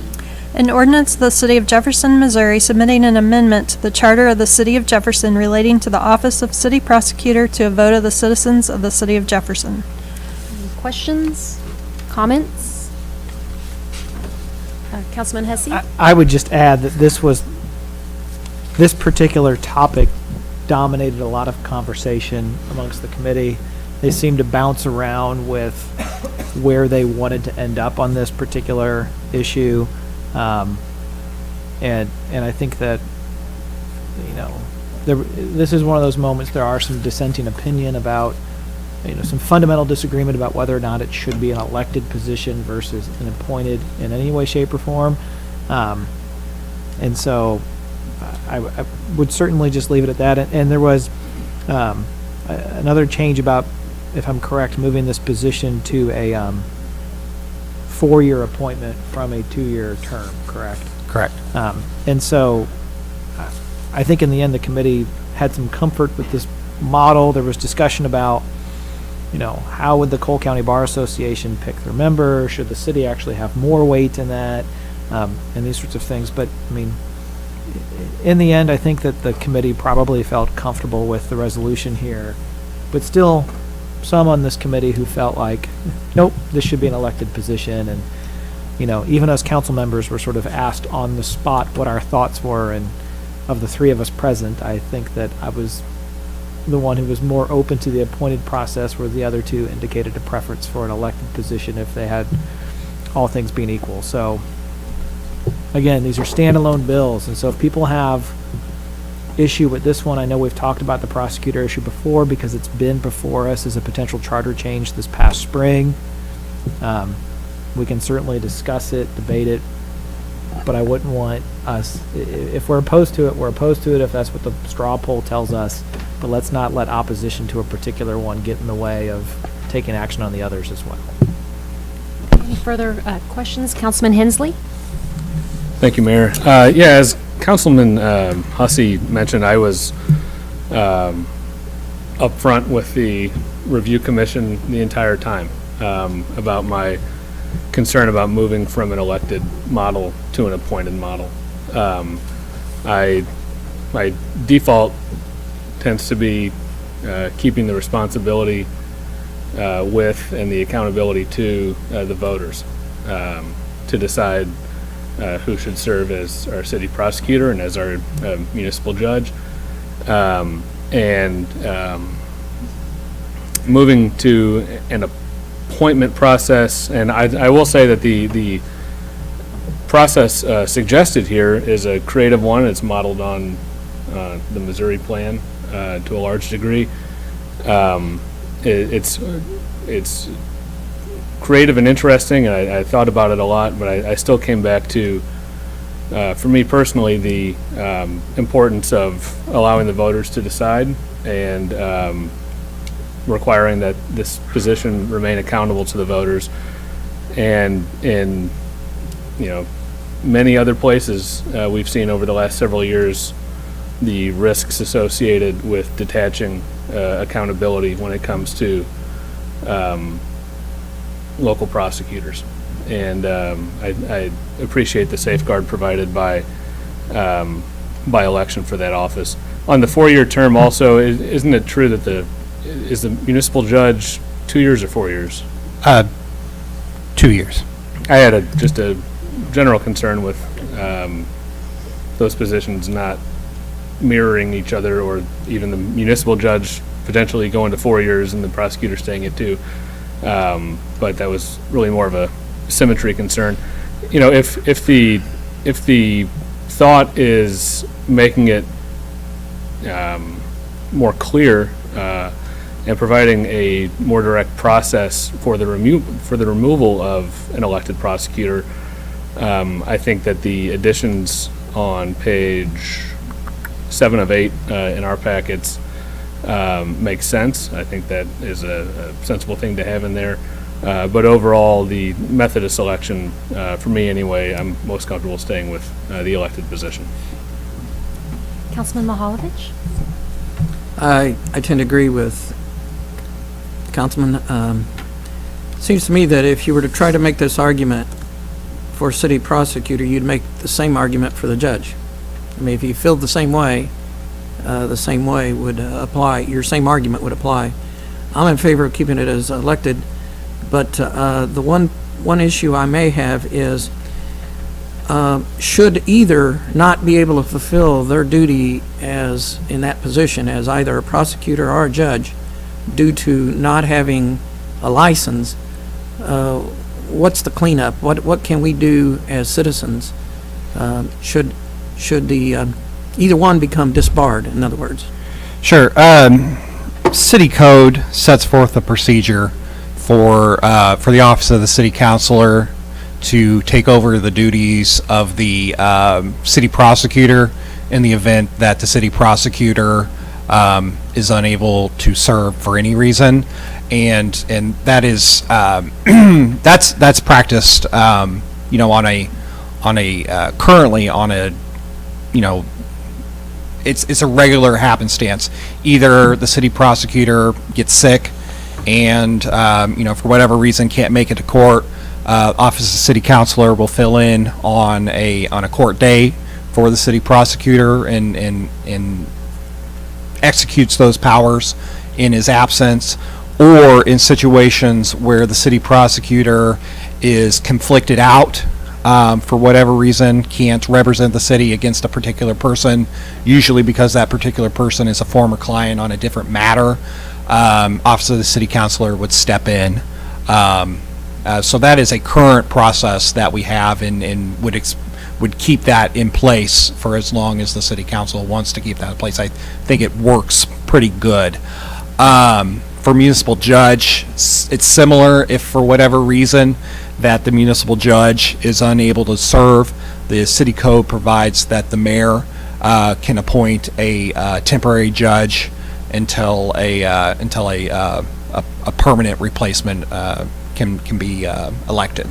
So there are current mechanisms in place to deal with that type of situation. Okay. Councilman Graham? Yeah, I just want to echo and say I agree with what my two colleagues have said prior in regards to taking that right or that privilege away from the citizens of Jefferson, because the city prosecutor certainly would answer to the citizens of Jefferson. So taking it away, I guess I do have a question if that should happen. Who would the city prosecutor answer to if that position should come as an appointed position? It would be accountable to the city council. And I have some serious reservations about that. But I'm just going to leave it to what I said earlier, is that I agree with what my colleague said earlier, and leaving it in the hands of the citizens of Jefferson to elect that position. So, I'd like to just clarify what I said. He would be accountable, he or she would be accountable to the city council, but could only to the extent set forth for the reasons of removal that are in the charter. So the council wouldn't be able to say, we need more parking tickets, you're fired. The reasons for removal are limited to those reasons that are set forth in this amendment.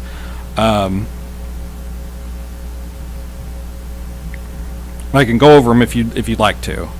No, I'm fine. Okay. I think I've made myself clear as it relates to where I stand. And another concern is that, if there's some type of city ordinance that's being violated, and we feel as if they should be a stronger penalty or the max or whatever, I think that there could be some type of influence that could say they're violating this, step it up.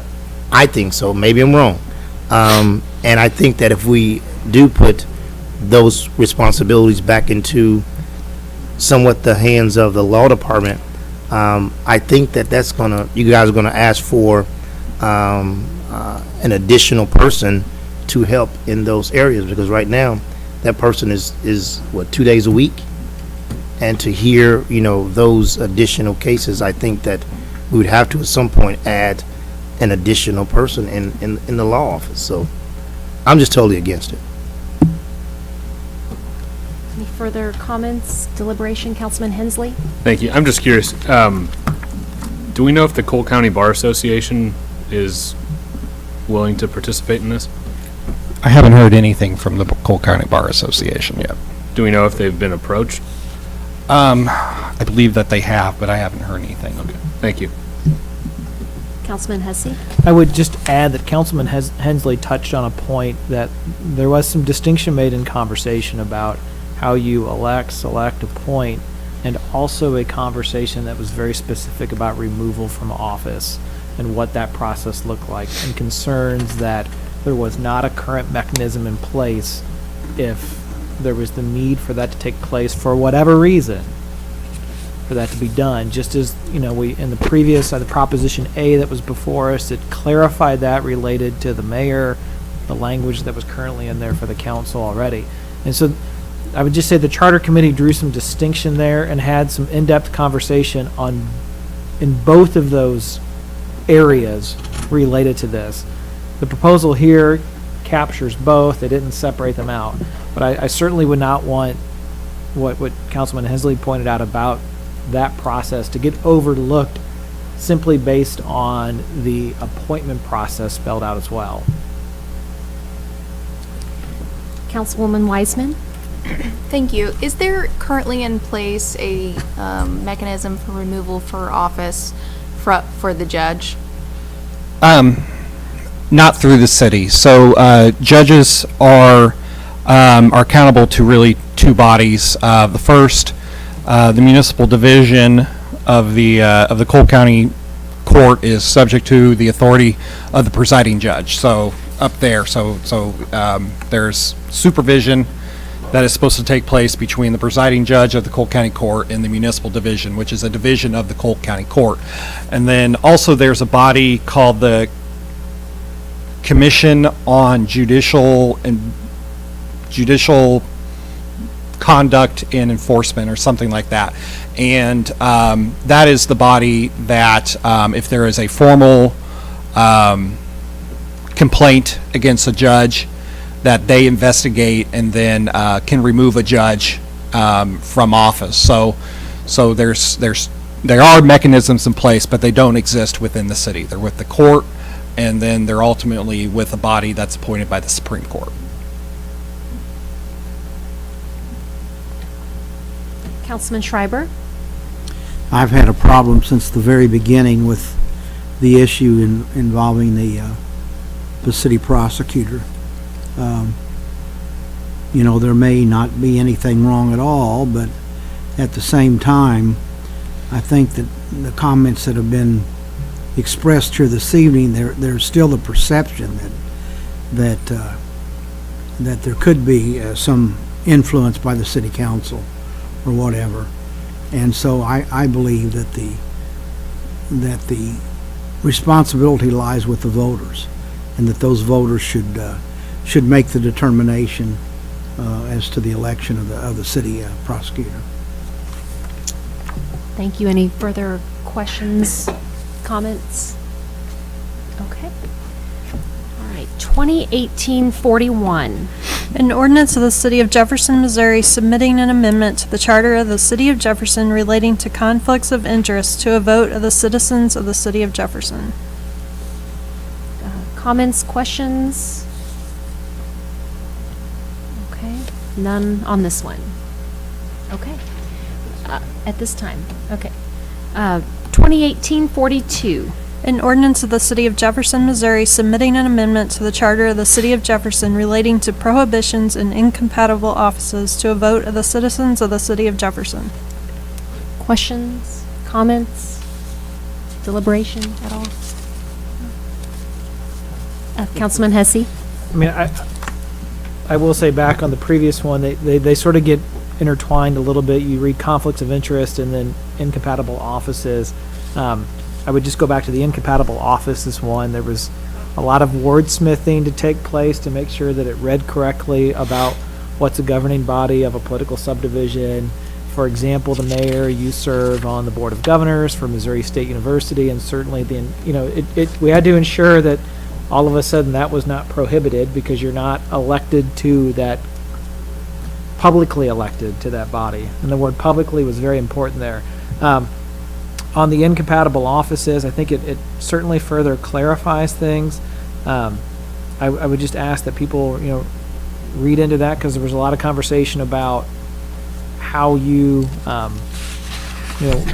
what is incompatible. The inclusion of the Parks and Recreation Commission in here as well could certainly raise some attention to say, as a commission member, you're not included with incompatible offices that include election to political subdivisions. And so certainly take a look at this. I asked, Ryan, when we were putting this together, to set this one aside as well, because I think to me, it was not just a cleanup technical change. There was some substantive change to this one in particular. And so I would just say, certainly take a look at it, especially related to the holding employment with the city 2 years afterwards. I mean, you hear that talked a lot about in the press, about that revolving door. I don't think we necessarily have that at City Hall, but it doesn't mean that it couldn't be an issue at some point in time. So take a review of it, and certainly ask any questions or express concerns or ideas that you may have. Okay, any further discussion? Okay. Great discussion on the charter amendments. 13, bills pending 2018-26. An ordinance authorizing the mayor and city clerk to execute a grant agreement between the City of Jefferson and the Missouri Highways and Transportation Commission for assistance with operating expenses for the air traffic control tower at the Jefferson City Memorial Airport for the period of November 1, 2017 through October 31st, 2018. Mr. Marash. Thank you. And I think the clerk, reading the title, explained it very well, but it's basically a grant agreement with MoDOT to help us with our costs on the airport tower up to $50,000. Thank you. Any questions?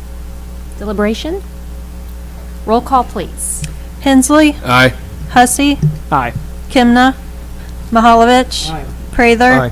Schreiber. Aye. Ward. Aye. Wiseman. Aye. Fitzwater. Graham. Aye. Bill passes. 2018-27. An ordinance of the City of Jefferson, Missouri amending the fares charged by the transit system to include a single-day pass. Mr. Marash? I think there's an amendment on this one. Oh, yes, I'm sorry. Councilman Hesse. I would put forth an amendment, and Mr. Molman, please help me get the language corrected, but I guess under paragraph J of this bill, to add language that says the director shall contract for sale universal passes through the program approved by the ordinance of the council, comma, subject to approval by the city administrator. Would that be correct, Ryan?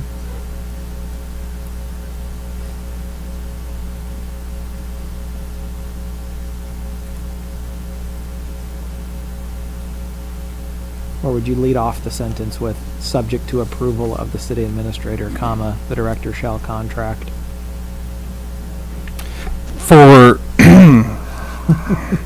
for purposes of this particular document, I think what at least I would prefer, for just clarity of authority, is replace the Office of Director of Public Works with City Administrator. Okay.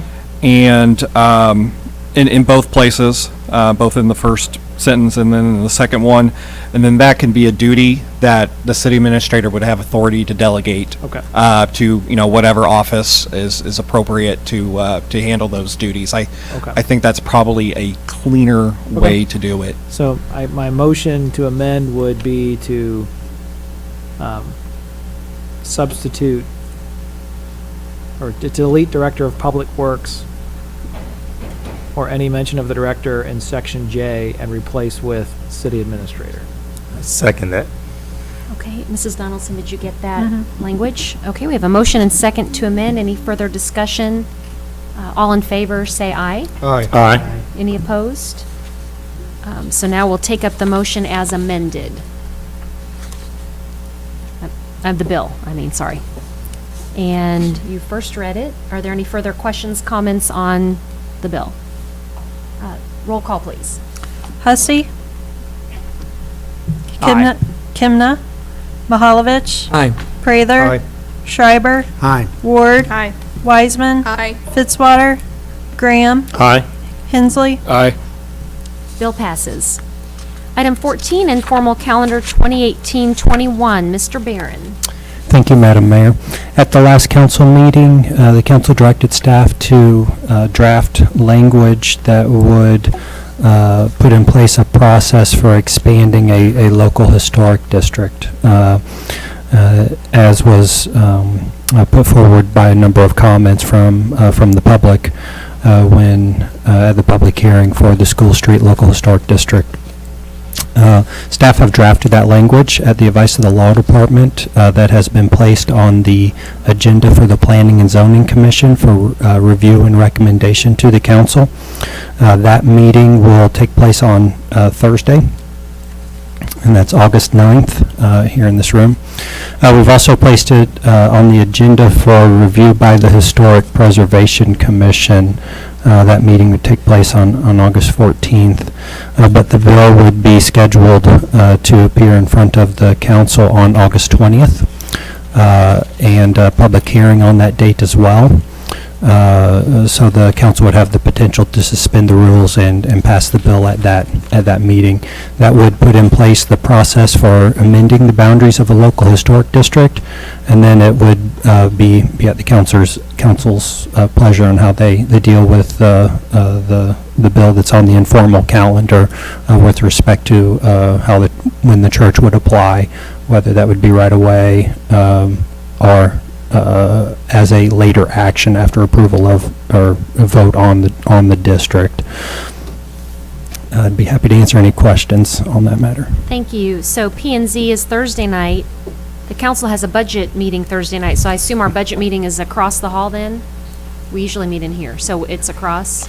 Yeah, Sunshine Law requires you have to accommodate an expected crowd, and we're expecting more people to attend P&Z meeting than the budget meeting, so They typically meet in so here. you got kicked out. Okay. My other question too, typically, I guess our council liaison is Councilman Fitzwater to P&Z, correct? No, ma'am, that would be me. Oh, I'm sorry. Oh, I'm so sorry, No Councilman problem. Graham. But my thought is, I just am mentioning that would be difficult because you wouldn't be able to attend, and it sounds like there may be a lot on that agenda, although they're recorded, correct, P&Z? In this room, it's recorded, yes. Okay, so there would be an opportunity for council. I'm just thinking council members sometimes may want to attend, whether they're even in addition to the liaison with that topic on there. Councilwoman Wiseman is the co-alternate, so. Okay, so there would be an opportunity then to watch the meeting at a later date for council if they would want to be up to speed on at least the discussion that's had at P&Z. Okay. Are there any questions for Mr. Barron? Or council comments? Okay. Councilman Mahovich? Just one guy, when this, assuming this process goes through, what is the anticipated duration for a application?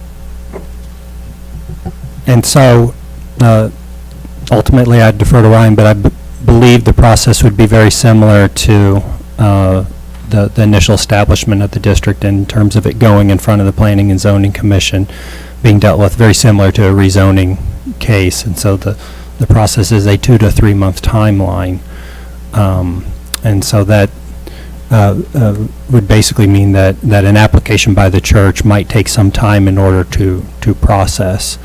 And so that is the one concern I might have to voice to the council is if the intent is to hold the bill until the church decides to sign the to apply and that application gets processed, that could be some time for that to take place. The other option is to vote on the district, have that decision in place, and then the church would be free, if approved, to proceed at their own leisure in terms of making an application. Okay, any further? Can't resist the obvious pun that it would be kind of a leap of faith if we pass that for the application to go through, right? Okay. Good one. Councilman Hensley, can you follow that one up? Not with humor, because that was hilarious. I would like, though, to ask a question about the text of what I've seen of the proposed change. And it seemed to limit new properties to those that, I think the phrase is abut, or abutting properties, to properties that are already within the district. Is there a requirement that all districts be perfectly contiguous, or in an existing requirement that I'm not aware of, or would there be anything wrong with allowing other properties that are within the general area and that shared the same general history to also be covered by it, even if there's no perfect land-based connection among all properties? Generally, to answer your question, no, there's no requirement.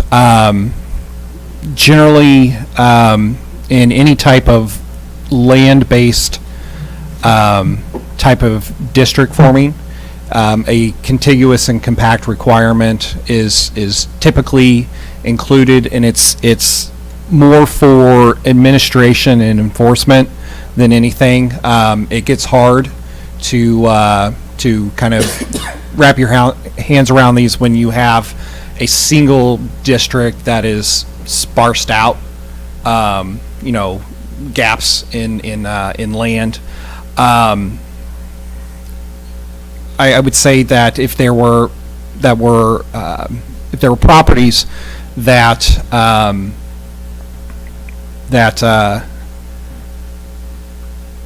would merit consideration as part of a local historic district but are not physically connected to an existing historic district, I think a probably more appropriate approach would be to form their own historic district, because I think part of the historic district is recognizing a shared value and shared characteristics in a neighborhood, and if you have a portion of a district that's not physically connected to the other portion, that those ideals are perhaps whittled down, and that may not be appropriate in all circumstances, but may be something that you want to keep track of.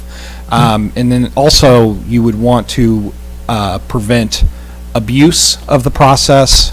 You would not want to have a situation where someone is to add on to an existing district to obtain whatever benefit because it may be an easier process, as opposed to going what it should do and form its own historic district and have kind of its own merit consideration in front of the HPC and PNC. So those are kind of the thoughts into why it was set up that way.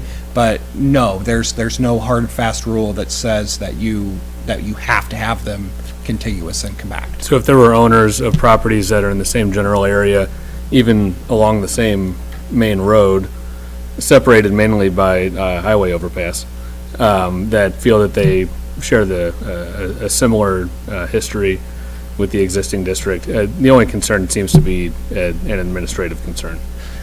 I think that's probably fair. At the same time, there's nothing that says that a historic district cannot include properties that are not necessarily contributing to the historic.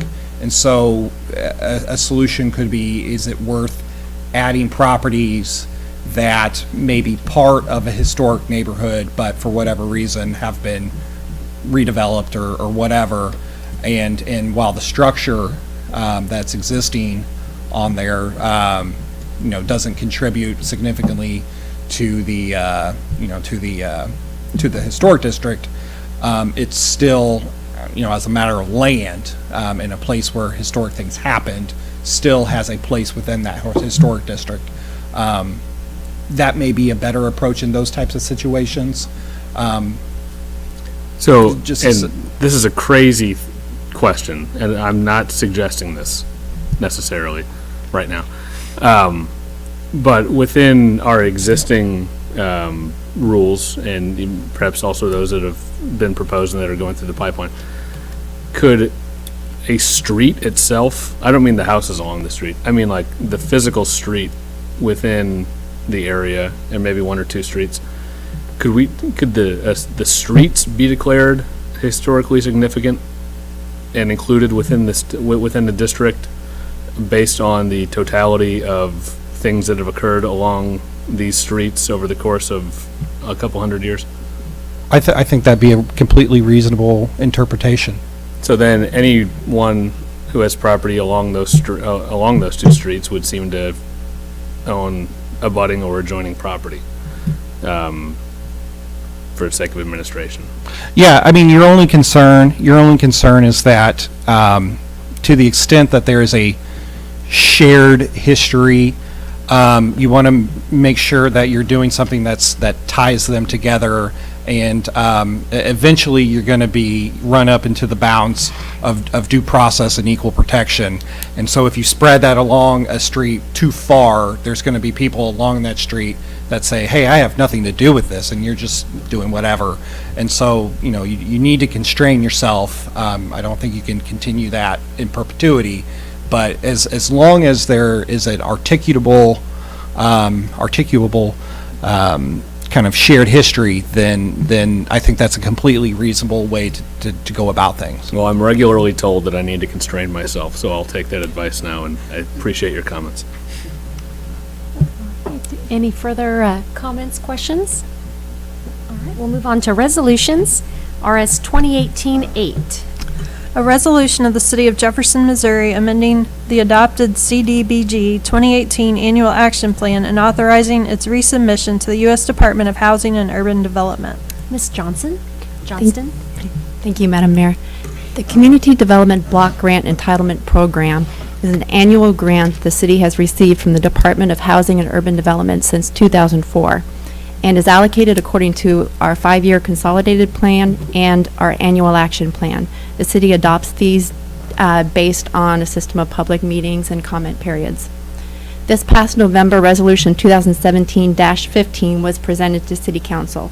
The annual action plan presented in that resolution was based on an anticipatory 2018 allocation amount of $244,499. In May, HUD officially notified the city that the 2018 allocation amount will be $286,021.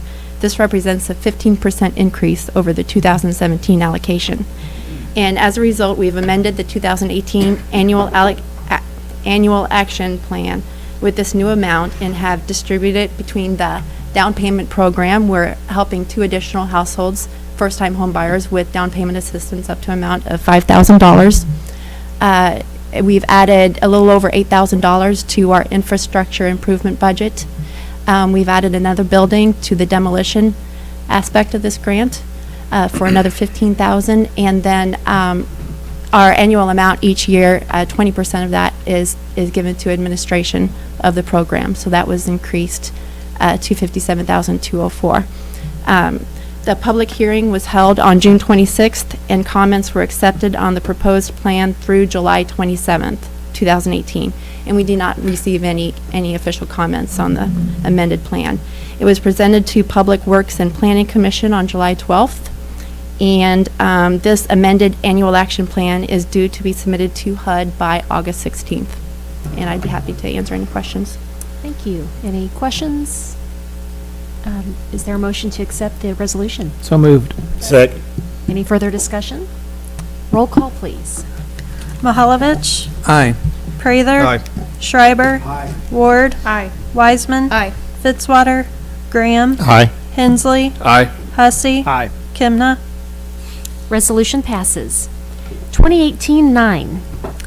A resolution authorizing the city administrator to allow full-time city employees to volunteer during the United Way Days of Caring while on duty. Mr. Kroll? Thank you. This is a resolution clarifying past practice that City Council supports full-time city employees to use up to 4 hours of work time in support of the United Way Days of Caring and other not-for-profit organizations, as may be approved by the employee supervisors. Thank you. Is there a motion? So moved. Second. Any questions, discussion? Roll call, please. Prather. Aye. Schreiber. Ward. Wiseman. Fitzwater. Graham. Aye. Hensley. Aye. Hussey. Aye. Kimna. Mahalovich. Aye. Resolution passes. RS 2018-10. A resolution authorizing the mayor and the city clerk to execute a letter of engagement with Gilmore and Bell, P.C. Mr. Molman? Thank you. This resolution would approve a engagement letter with Gilmore and Bell to serve as the city's special redevelopment council for the Missouri State Penitentiary redevelopment project. RFPs went out earlier this summer with responses coming back in July.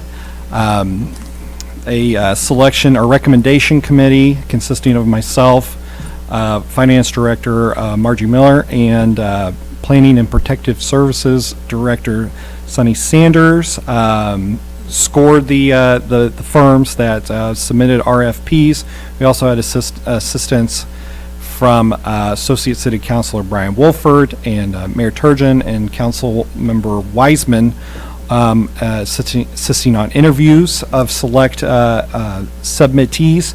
The selection committee selected or recommends Gilmore and Bell based on the firm experience in similar and complex economic development projects, on the specific experiences and knowledge of the particular members of the firm that would work on the project for the city, and on cost factors, primarily looking at the proposed hourly rates. I think the selection committee was particularly impressed with Gilmore and Bell and the breadth of services that they provide. Not only do they have substantial experience in the realm of economic development and redevelopment projects, but they also have a tax a tax department that can provide insight and experience to help us avoid stepping in any particular hairy tax situations. And also they provide bond services, so if this were a project where the city were looking to issue obligations of some type, they would be able to handle those services without having to go get another law firm to serve as a bond counsel. So if there's any questions, I am happy to answer. Thank you, Mr. Molman, and want to thank Councilwoman Wiseman for serving on that group as well. And as we know, the deed for MSP was signed last week by the governor, so it's an exciting time as we start working on this. And something, too, that we were commended on was the fact that we were bringing in the Special Legal Counsel for Economic Development. At this stage of the process, typically, they can be asked to be brought in at a later time, and it's nice to bring them in early on in the process. So with a project of this magnitude and wanting to do it right and having that assistance will be very beneficial to have the experts in the field to help us. So I appreciate that, and I think I saw Hensley's hand first. Thank you, Mayor. I thought Gilmore and Bell's package and their credentials were very impressive. I also appreciated seeing that the RFP included within the scope of work evaluating project feasibility, and that Gilmore and Bell said that they, quote, can proceed immediately to perform the services described in the RFP. Personally, I enjoy that. What I would like to see before I would be very comfortable agreeing to this are some changes made within Section 1, and really making Section 1 contingent on first adding a few things. One would be our estimates per phase before beginning work and before the billable clock starts running, so that we could have some control over the hours billed. The second would be some dollar limits beyond which they couldn't go without additional permission. And then regular progress and billing reports, I assume submitted to your office, but then also reported to the council for our review. And I'd be happy to make that as a formal motion if there's feeling in agreement across the council. But for me personally, those are some controls I'd like to see in place first before we continue down this road. Thank you, Councilman Hensley, and we can see if Ryan can make some suggestions with your suggestions. And I also saw Councilman Graham's hand over here. Yes, Mr. Moman, I was reading the fiscal information, and in regards to where would the funding come to pay this roughly $2.95 an hour up to, it says that this sources could include the city's tourism tax, and could include makes me want to ask the question, if it doesn't, then where else would it come from? Because it says these services could include the city's tourism tax. So what is it saying, that it could come out of general fund as well? Sorry, these are project expenses that could theoretically get paid out of general fund. I mean, there's certainly nothing that would limit the ability to pay the expenses out of general fund.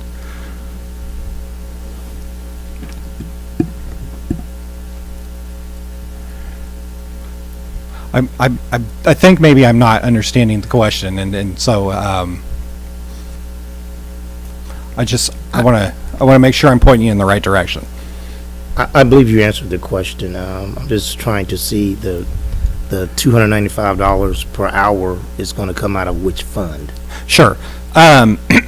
So I've identified probably a couple of sources. So the MSP project for the current fiscal year allocated $20,000 for the MSP project. That's still there. That's right. still there. Right. That was in the last year's Right. approval. For example, we had to pay $10 to the state to acquire the property. That was paid out of that fund. So that is an available source of funds. Also, because the resolution that that formed the Missouri State Penitentiary Community Partners specifically identified a convention center as a particular end goal to be explored for as long as that is in effect, and that a convention center is a potential use that is specifically highlighted. The tourism tax that is allocated for convention center project is also an available funding source for the project. And then And then, of course, you could also pay out of general fund if needed.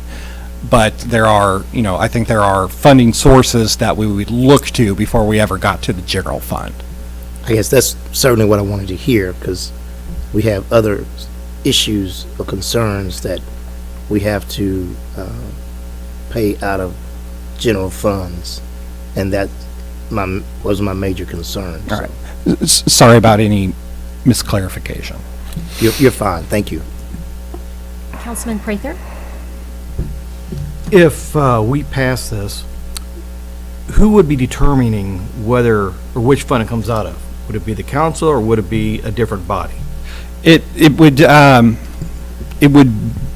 be the city administrator unless the city council directs otherwise. So if the city council says it has to come out of this, you guys retain that authority to direct how those services are going to get paid.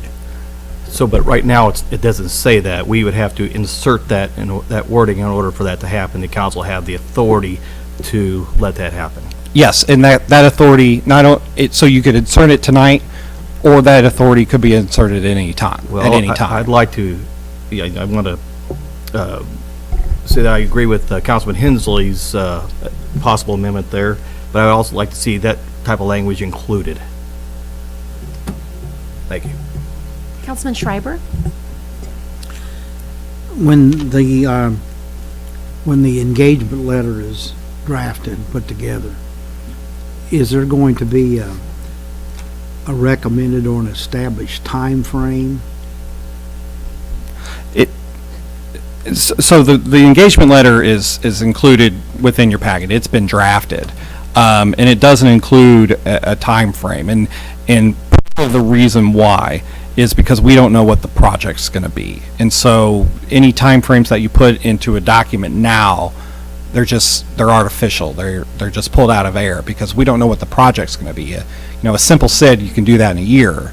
Something else, whole package of incentives and development agreements and whatever could take much longer. And so we don't have really an idea of what the project is, and that's part of the idea of hiring this firm, is to help figure out what is the project. And so once we have a better idea of what the project is, we can look at timeframes, project delivery timeframes, and then budgets. But because we don't know what the project is, any type of attempt to specify those now are their guesses. And if we wanted to put in some numbers, just to make sure that we're headed in the right path, and we don't get too far down the road and we don't like where we're going, that certainly makes sense. But to say project wise, either time frame or budget, I mean, it's impossible to tell because we don't know what work we're doing yet. And Mr. Molman, I would want to clarify a little bit when you say we don't know what the project is, that certainly the project is outlined generally in the land use agreement, and a timeline is also generally outlined that a developer would be selected within 2 years, and then there's a 4-year for the project to commence, so to begin. So there's there's a couple of parameters already outlined. So I think we all know that in this room, but when you say that, I just wouldn't want the perception to be that we don't know. Right. And so there are some thresholds that have to be met and would be part of any type of time frame. But, I'm speaking kind of project-wide as opposed to just those initial thresholds. Yes, we would need assistance in meeting those time frames that are within the existing conveyancing agreement. So, okay, thank you, Councilman Mahalovich, and then Hussey. Okay, see if I summarize Councilman Hensley's items. One is phasing of the engagement contract, and for those phases, we'll have a report at those specific periods and with the funds used. And then Councilman Prather wants to have the city administrator engaged, or what was your addition? Well, my addition was to make sure that the decision on whether or not where to withdraw the money would be that of the councils, and give the city administrator direction on which way to go. Okay. Did I summarize that accurately? Yeah, I think I would say the three parts were hour estimates, sort of broken down by each phase of the project before they start billing. So that would be one, so hour estimates. And then dollar limits that they can't go beyond without additional permission from the council. And then regular progress and billing reports for our review. So reports, thresholds, and estimates. If that's in the form of a motion, I would second that. So moved. Second. And Sorry. I know Councilman Hussey also has a question. I would say that there has not been a formal motion made to adopt the resolution, and so therefore, there's no, we don't actually have a motion on the floor to even take up the resolution at this point, so that motion would have to be made first before you can jump in and start amending said resolution, correct? Fair point. But I withdraw the motion for the time being. Okay. All right. I think we'll get there. My question is there urgency to completing this resolution and passing something tonight? Tonight, no. We do have a time frame for selecting a developer in the conveyancing agreement. It's 2 years from June. That clock is ticking, so I wouldn't want to put it off indefinitely by any means. But tonight, no. And the only reason I say that is that I don't disagree with Councilman Hensley's concerns about dollar limits, but I don't know what those are. And I don't know if billable hour estimates are something that you're able to provide, or if that's going to require a further conversation with Gilmore and Bell. I certainly couldn't provide them tonight. So it seems as though there's some unanswered questions that we could not even amend into a resolution tonight to pass something without further clarification. And so we could certainly not take any action tonight, and if staff felt like they had some direction on what we're seeking in a resolution, I suspect that Ryan could come back with that in written form. I think the shared concern is we just don't want to look like we're giving a blank check to a law firm to do work on this project and come back with a large legal bill and not anything to show for it. So our next council meeting is the 20th, and we were holding off to set the next meeting of the Missouri State Penitentiary Community Partners, kind of pending this outcome. And typically we would meet on like probably the 24th, around that, like that time is typically our monthly meetings anyway. So if you would want to come back with those specific answers, it sounds like you probably have enough direction based on the information. Can I add, what was the intention of the community partners group to invite this outside legal counsel to that meeting? We likely would. Okay. We need to have them engaged at the beginning, and that would likely be the next. We have the chair here, so I would defer. Yes. So it'd be nice if we could get the answers and have it ready. It probably, honestly, would be about the same now or the next one, because the next natural monthly meeting would likely be right after that. Would that give them enough time to be prepared? That would be the question. Probably not. At the last MSPCP meeting, what I suggested is that we hold off scheduling another meeting until staff and the outside counsel can get to a place where we think it makes sense for them to. I mean, they need to get up to speed on the project, review the contracts, kind of dive in head first and learn what, where they're going first before they can have a competent conversation with the committee. We don't want to just bring them down here and pay them to come down here just to come down here and have a meet and greet. The first meeting, the goal would be to actually get some work done. So to keep with the previous schedule of meeting monthly at the end of the month, I don't think that would give them enough time to do that. But I think at the last meeting, that was recognized that there's going to need to be some work done before they're ready to meet with the committee. Councilman Hussey? And Mr. Molman, does that statement of yours hold true even if we pass the resolution tonight, that there would still not be sufficient time for them to be up to speed by August 24th? Or is it still? I think that's probably still true. I mean, there's kind of just a lot to get into, and I don't want to rush. I don't want to meet just for the sake of meeting. I want to make sure when we come to the committee that there's business to be had and progress to be made. Yeah. And also, I was going to say, my sense is there's not opposition to Gilmore and Bell. There's not opposition to outside legal counsel. We're just looking for some protections to the city financially and some benchmarks in place that they have to meet certain things. So perhaps there's a way we could figure a way for them to get up to speed and move so that we're not putting a delay on our next meeting. Councilman Hensley?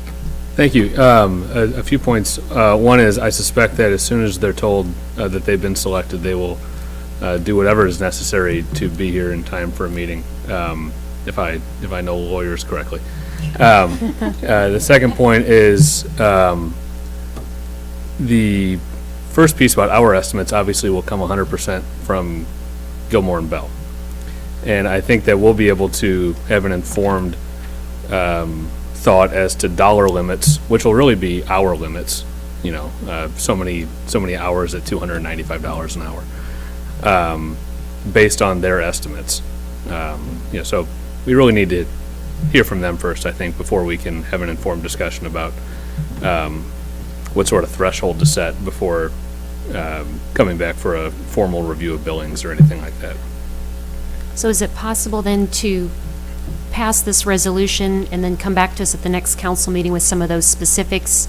I agree with Councilman Hensley that, giving them the direction that they are the selection would be helpful to them as well, because we certainly probably wouldn't make sense for us to ask them to start reviewing without having that, because some of those answers I don't think would be, like you said, they need to come from Gilmore and Bell to give us some of those estimates once they begin this process of looking into this. Councilman Hensley? Thank you. Yeah, I wouldn't be comfortable with that at this point. Passing it tonight anyway. I personally, I would think an informal communication to them, or a formal communication, just expressing these particular concerns before we vote on the resolution would be appropriate, and I bet that they would respond pretty quickly.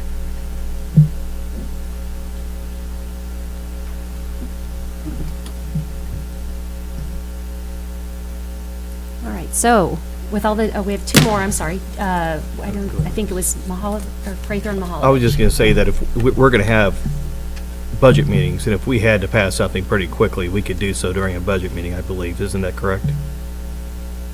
No. It's a meeting of the budget committee as opposed to a meeting of the city council, but we've piggybacked them before, so. Okay. But to be completely honest, while we do have a time frame we need to meet, it's not a matter of days here and there aren't going to make it or break it. So I would say that's probably not something we need to be too concerned about. Councilwoman, or I'm sorry, we had Mahalovich and Wiseman. Okay, Councilwoman Wiseman. Is it appropriate at this time for me to make a formal motion to pass it and to pass this resolution to August 20th? I would ask. Or do we need? Councilor Molman. I think a motion to postpone would probably be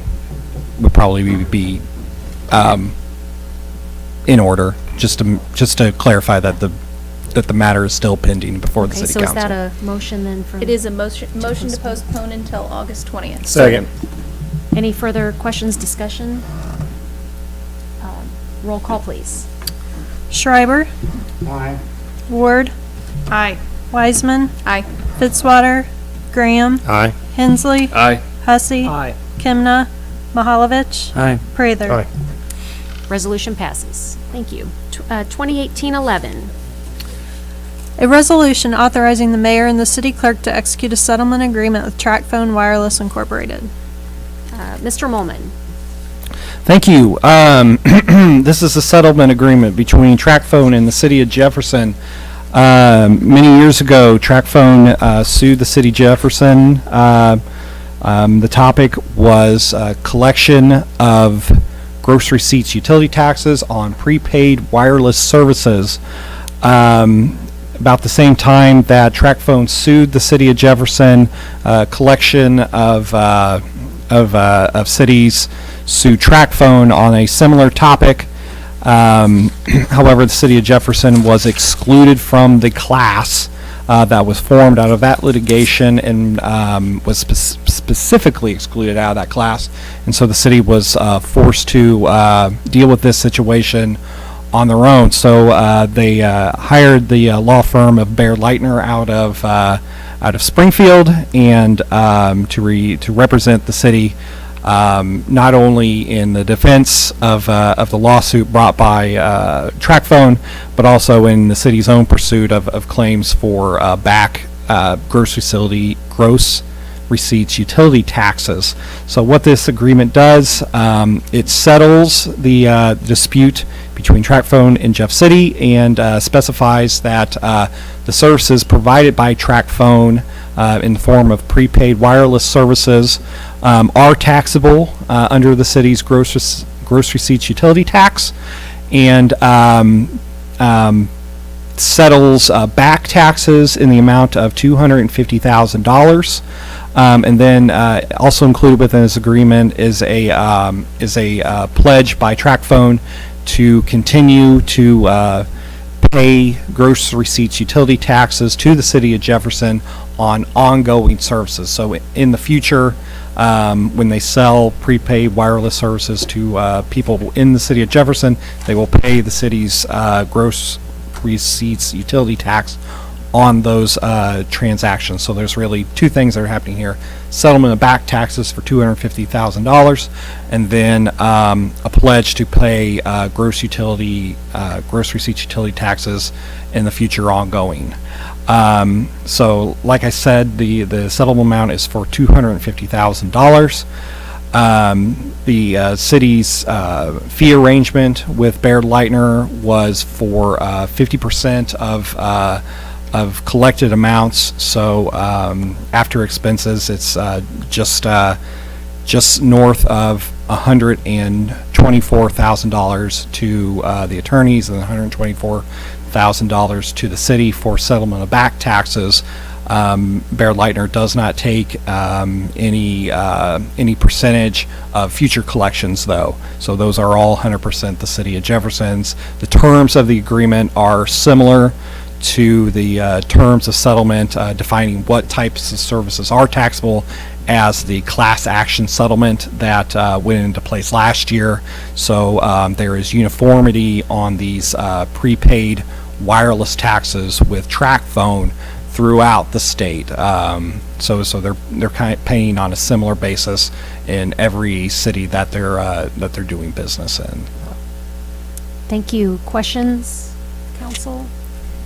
Is there a motion to approve? Moved. Second. Any further deliberation? Just one question, the 124,000, just general fund, correct?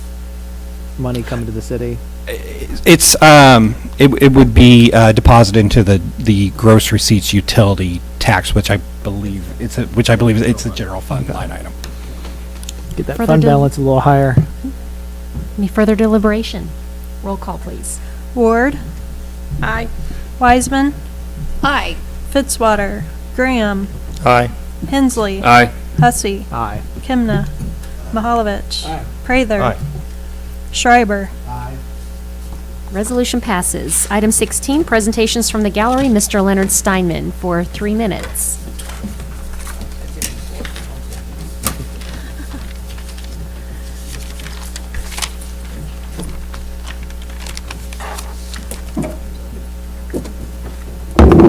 Good morning. Leonard Steinman, 2217 West Edgewood. It is very, very, very important There's people that come from all over the country, of the world, to come to the United States to express their opinion about voting. If you don't think it's proper to vote, keep your mouth shut. I don't want to hear no more words from anybody that says, oh, it ain't proper to vote. But they're the ones that complain the most. You people on the city council and the mayor and everybody else that's running give their whole life, because in order to run for an office, you have to have respect for yourself. It's called WWJ. And if you don't go with the rule with WWJ, it's going to affect you. So get out and vote. I don't care if I'm running or not. It doesn't make me no difference if you vote for me. But have consideration for the people that gave everything they got their whole life to run for office in the United States of America, the best country in the whole world. And I gave part of my life for that. There are several other people that have given their lives for that. Over 4 million people have gave their life for the United States of America. And that's very, very important.